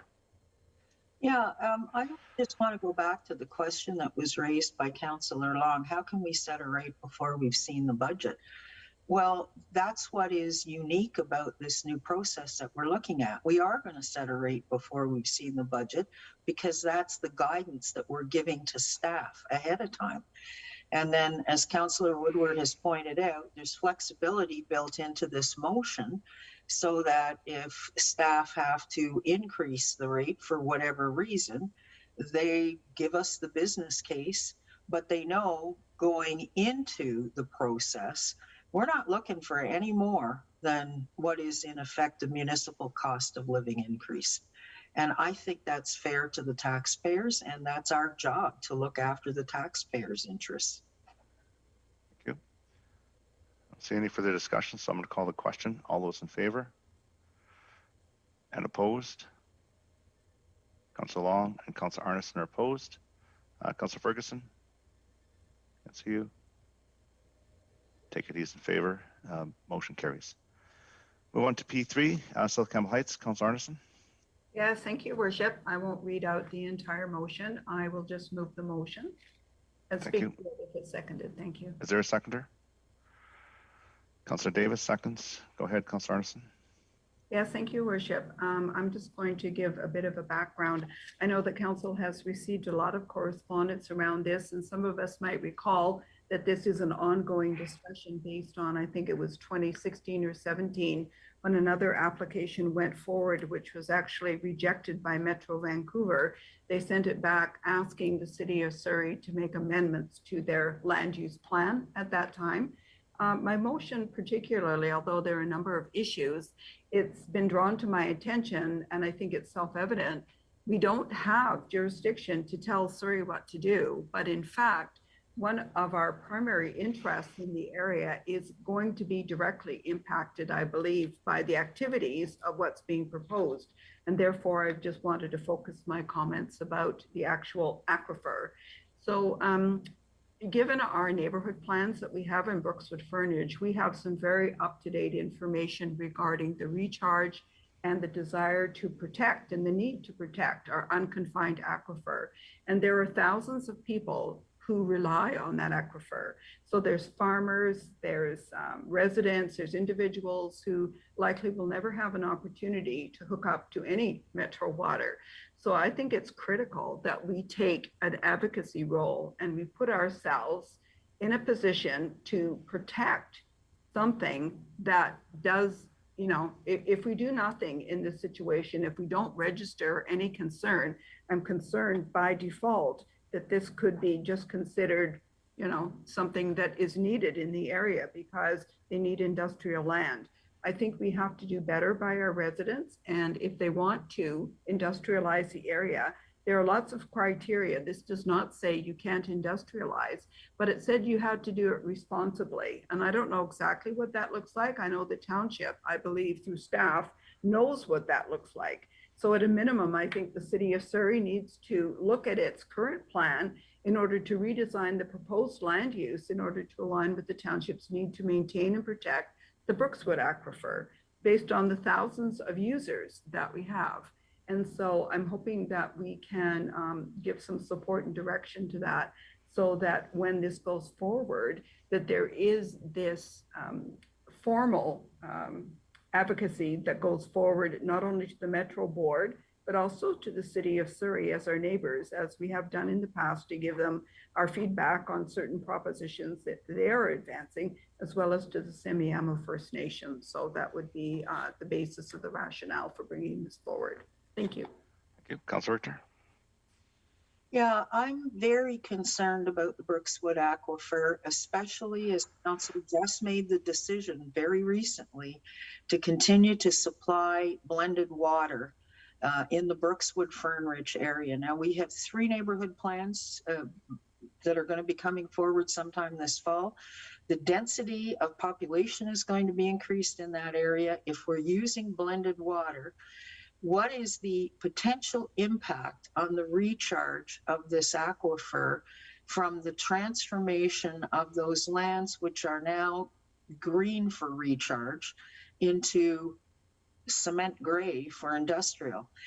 And I'm thinking that part of what we should be asking for too, and I don't know whether I should do an amendment on this, Mr. Mayor, or bring it as another motion after we've dealt with this one, which is to ask staff for a report on their anticipated impact projections on the Brookswood aquifer going forward if this passes both at Surrey and at Metro. And that report, I think, is something that we should be sharing with the Surrey Council and with the Metro Board as support for whatever our position is going to be. So I guess I just put the question back to you, Mr. Mayor. Should I put that on, prepare a report as a separate motion to this? Or Yeah, as I think, yes. to this? Yeah, Ms. Bauer's indicating yes, a separate motion. So we'll deal with this one. And Okay. Then, okay, thank you. No, thank you for this motion. I'm of the opinion, I think that you know, City of Surrey, they have their process the same as we do, and certainly they're going through that process. And I know there's a lot of concerns from residents, and I would encourage them to go to the public input sessions or hearings or whatever that Surrey has to voice their concerns. But I know Metro's on this, content with that, so I'm not going to support this. I think our staff, you know, are when there is recommendation to consult with neighboring municipalities, our staff do that. So I'm not going to support it. So with that, I'm going to call the question. All those in favor? And opposed? Councillor Whitmarsh, Mayor Froese, and carries. Thank you. And so Councillor Richter, you wish to add a motion? Yes, I would like to add the motion that council request a report from staff on the anticipated effect on the Brookswood aquifer if this industrial land conversion proceeds. Is there a seconder? Councilor Arneson? Councilor Richter, do you wish to speak to it or? Content? I think it, I mean, this is an unprotected aquifer. I'm worried about the recharge levels. I'm worried about surface contamination getting into the recharge of the aquifer. We have made a policy decision to proceed with blended water in this area. I think preparing a report on this is our best defense if we need a defense going forward to support our position. Thank you. Any further discussion? Seeing none, I'll call the question. All those in favor and opposed? Looks like I'm the only one opposed. Mayor Froze opposed.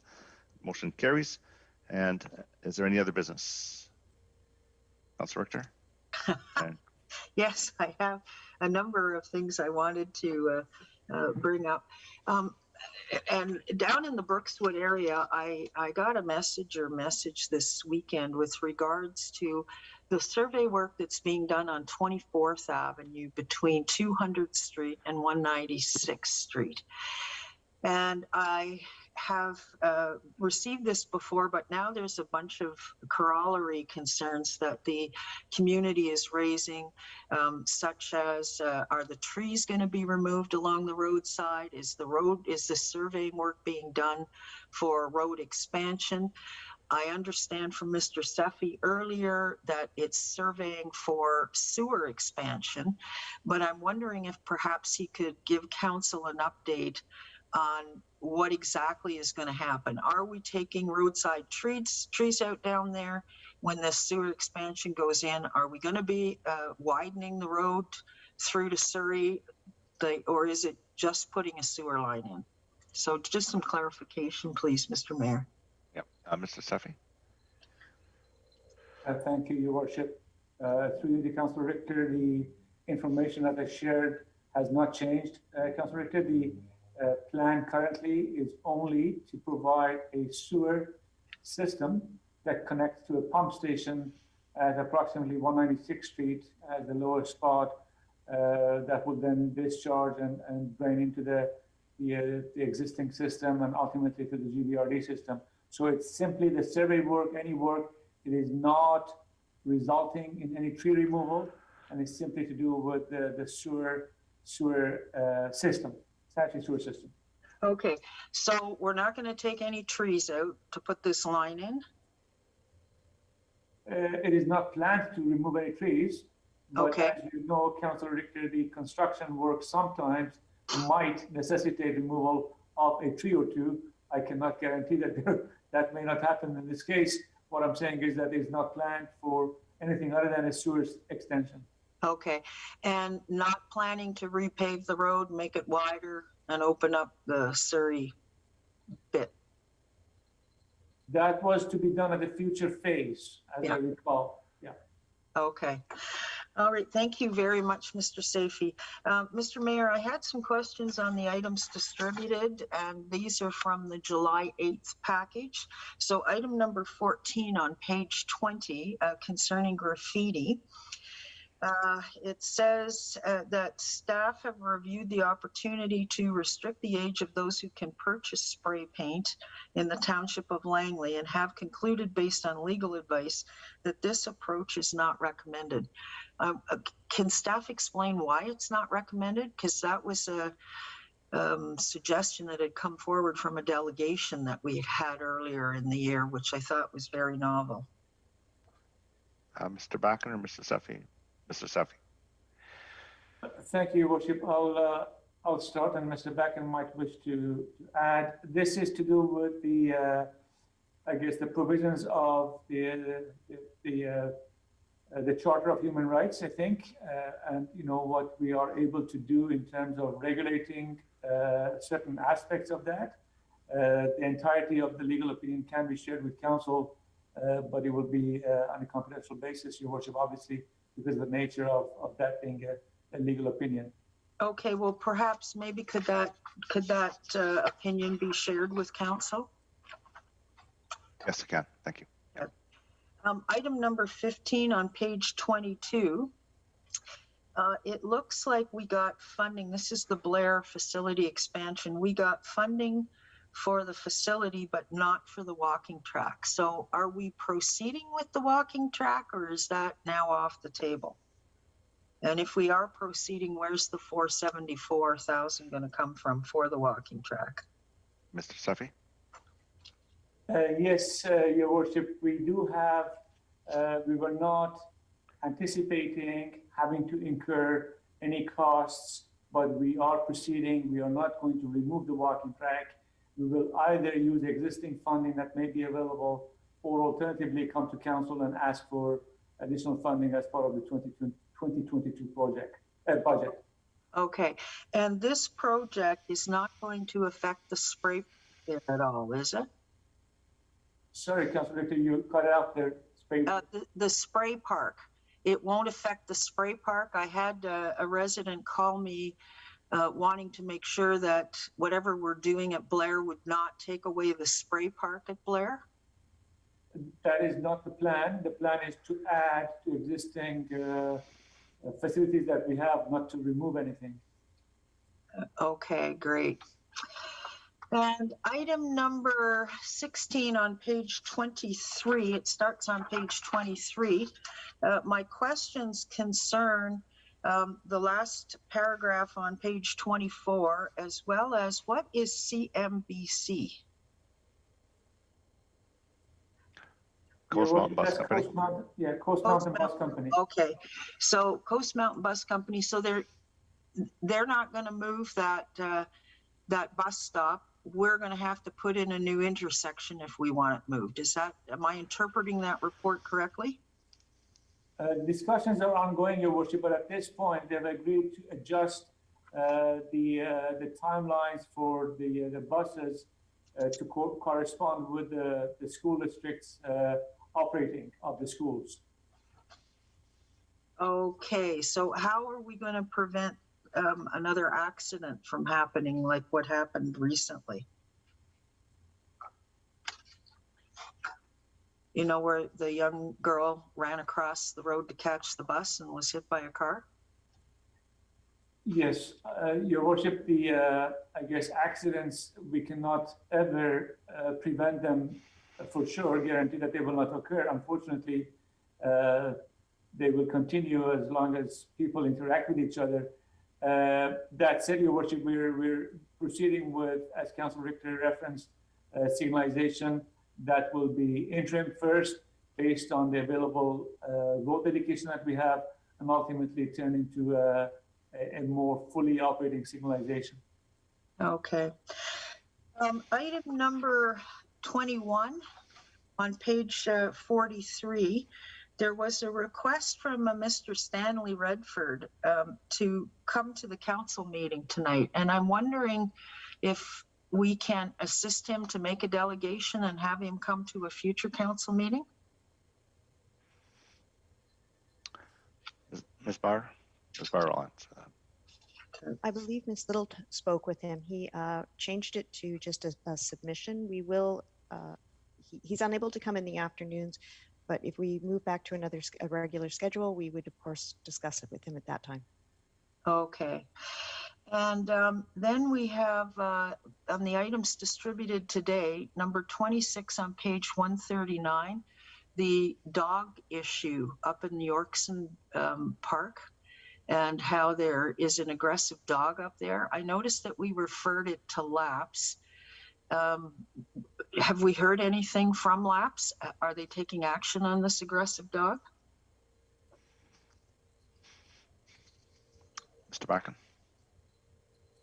Your Worship, as this was just received recently, it's still in process. So I expect once they actually receive the communication, they'll likely do a review and take some action. Okay. And also item number 29 on today's items distributed, so that's page 145. There is a park bench that is a fire hazard near a high density neighborhood. I'm wondering, and this is at the corner of 206 and 66. I'm wondering, given the high fire hazard season that we're in right now, if staff could comment or report back to council on just removing that park bench. If people are smoking there and dropping lit cigarette butts onto the leaves that have accumulated there, that is a fire waiting to happen. Thank you. We'll take a look at that. Staff is indicating they will. Thank you. Great. And that's my list. Okay. Very much, Mr. Mayor. Thank you. Council Long. Yeah, Your Worship, I'd just like to know when the next Council Priorities Committee meeting is, because I guess that wasn't asked when the deferral was made. So is it going to happen this year? Yeah, I'll check with Ms. Bauer. We do probably not before the summer break, but I'm thinking in September. Ms. Bauer? I have to look at the September schedule. Unfortunately, September this year, with Labor Day falling late, has cut out a Monday for us. So we already have a council meeting scheduled, the UBCM meeting, and Mr. McIntosh scheduled. I suspect it's going to be October, just based on the number of things already on the calendar. So I guess I'm employing, I mean, I can't ask for reconsideration because I supported it, but I mean, the public aren't going to know now what's going to happen with our meetings in September because of the deferral to some future date. So I just, if there's anybody that wants to reconsider, I would encourage you to do that so we can get this procedural bylaw dealt with for our meetings in September for the public's benefit. Thank you. All right, Councilor Woodward. Yeah, thanks. Yeah, thanks. I wanted to ask a question about the 2020 annual water report. I know it's a lengthy report, but I wanted to key, just to give Mr. Seffi a second to bring that up. Page 41 of 88, it's labeled 80 in items distributed. And it's in regards to the Aldergrove wells being below in pH. And it says in there that staff are currently reviewing that, but it said they're only reviewing Fort Langley. And I wanted to confirm if we're also looking at Aldergrove as well, and whether I can just get a memo regarding what that actually might look like. So I don't know if you want to get some time there. It's in today's, I think it was today's items distributed item. What item was that? Here, item 22, and it's quite lengthy, about 80 pages, and it's on what's labeled page 80. And it mentions Township staff are currently conducting detailed design of pH adjustment facility, but they don't mention Aldergrove, which also seemed to indicate some challenges in pH. So I don't need to get an answer right now, but if I could just get a memo outlining what's being done for Aldergrove and what steps are being taken to address this pH issue. That's okay, Mr. Mayor? Thank you. Yes, yeah. Mr. Backen indicates it will. Thank you. All right, is there, Councilor Richter. Thank you. I just found another item that I wanted to ask about, item number 17 on the July 8th list, with regards to the RCMP officers. And it says in this report that Langley gets typically 15 to 20 cadets a year. Oh. That seems like a lot for us to get. Could we get a table that backs up these numbers? Sure, it could be that with transfers moving out and cadets coming in, they're bringing cadets here. I think Langley's, as the cadets move through their training. Yeah, but but we could find out. How many cadets do they graduate each year out of Winnipeg or Regina? And it sounds like we're getting the vast majority, which I find a little odd. Mr. Backen. Thank you, Your Worship. Just to clarify, the Regina courses or depot runs for about 6 to 8 weeks, as I recall.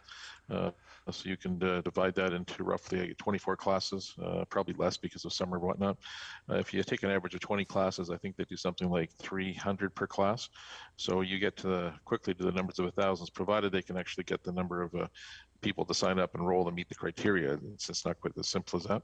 And I think what this simply reflects is that because of the people that advance from the detachment to other positions, we traditionally would get in a range of 12 to 15 per year. And some years could be less, some years could be more, but it's really in tune of trying to complete or fill the vacancies that are coming up through the leaves or the transfers that are occurring. Okay. And also, Mr. Mayor, I forgot items number 29 and 30, again on the July 8th list, page 67 and 74, about hazardous trees. And I see it's been referred to engineering staff. So do we have an idea when engineering will follow up on these hazardous trees? Back. Or Mr. Seffi. Mr. Seffi, have they already followed up on the trees, or is that still a work in progress? Based on the date of this submission, I would suggest that it's been addressed, but I cannot speak to it personally. I'll have to check with staff. Okay, thank you.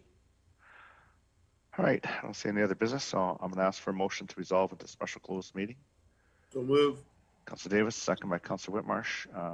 Councilor Richter, I see your hand up. Did you have something to add? Yes, I'd like to add a personnel and a legal, please.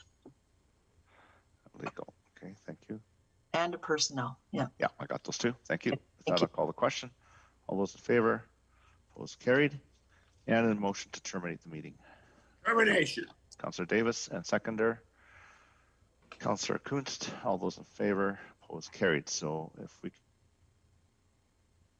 can, 4:35, we'll set up. If that'll work for you, Thanks.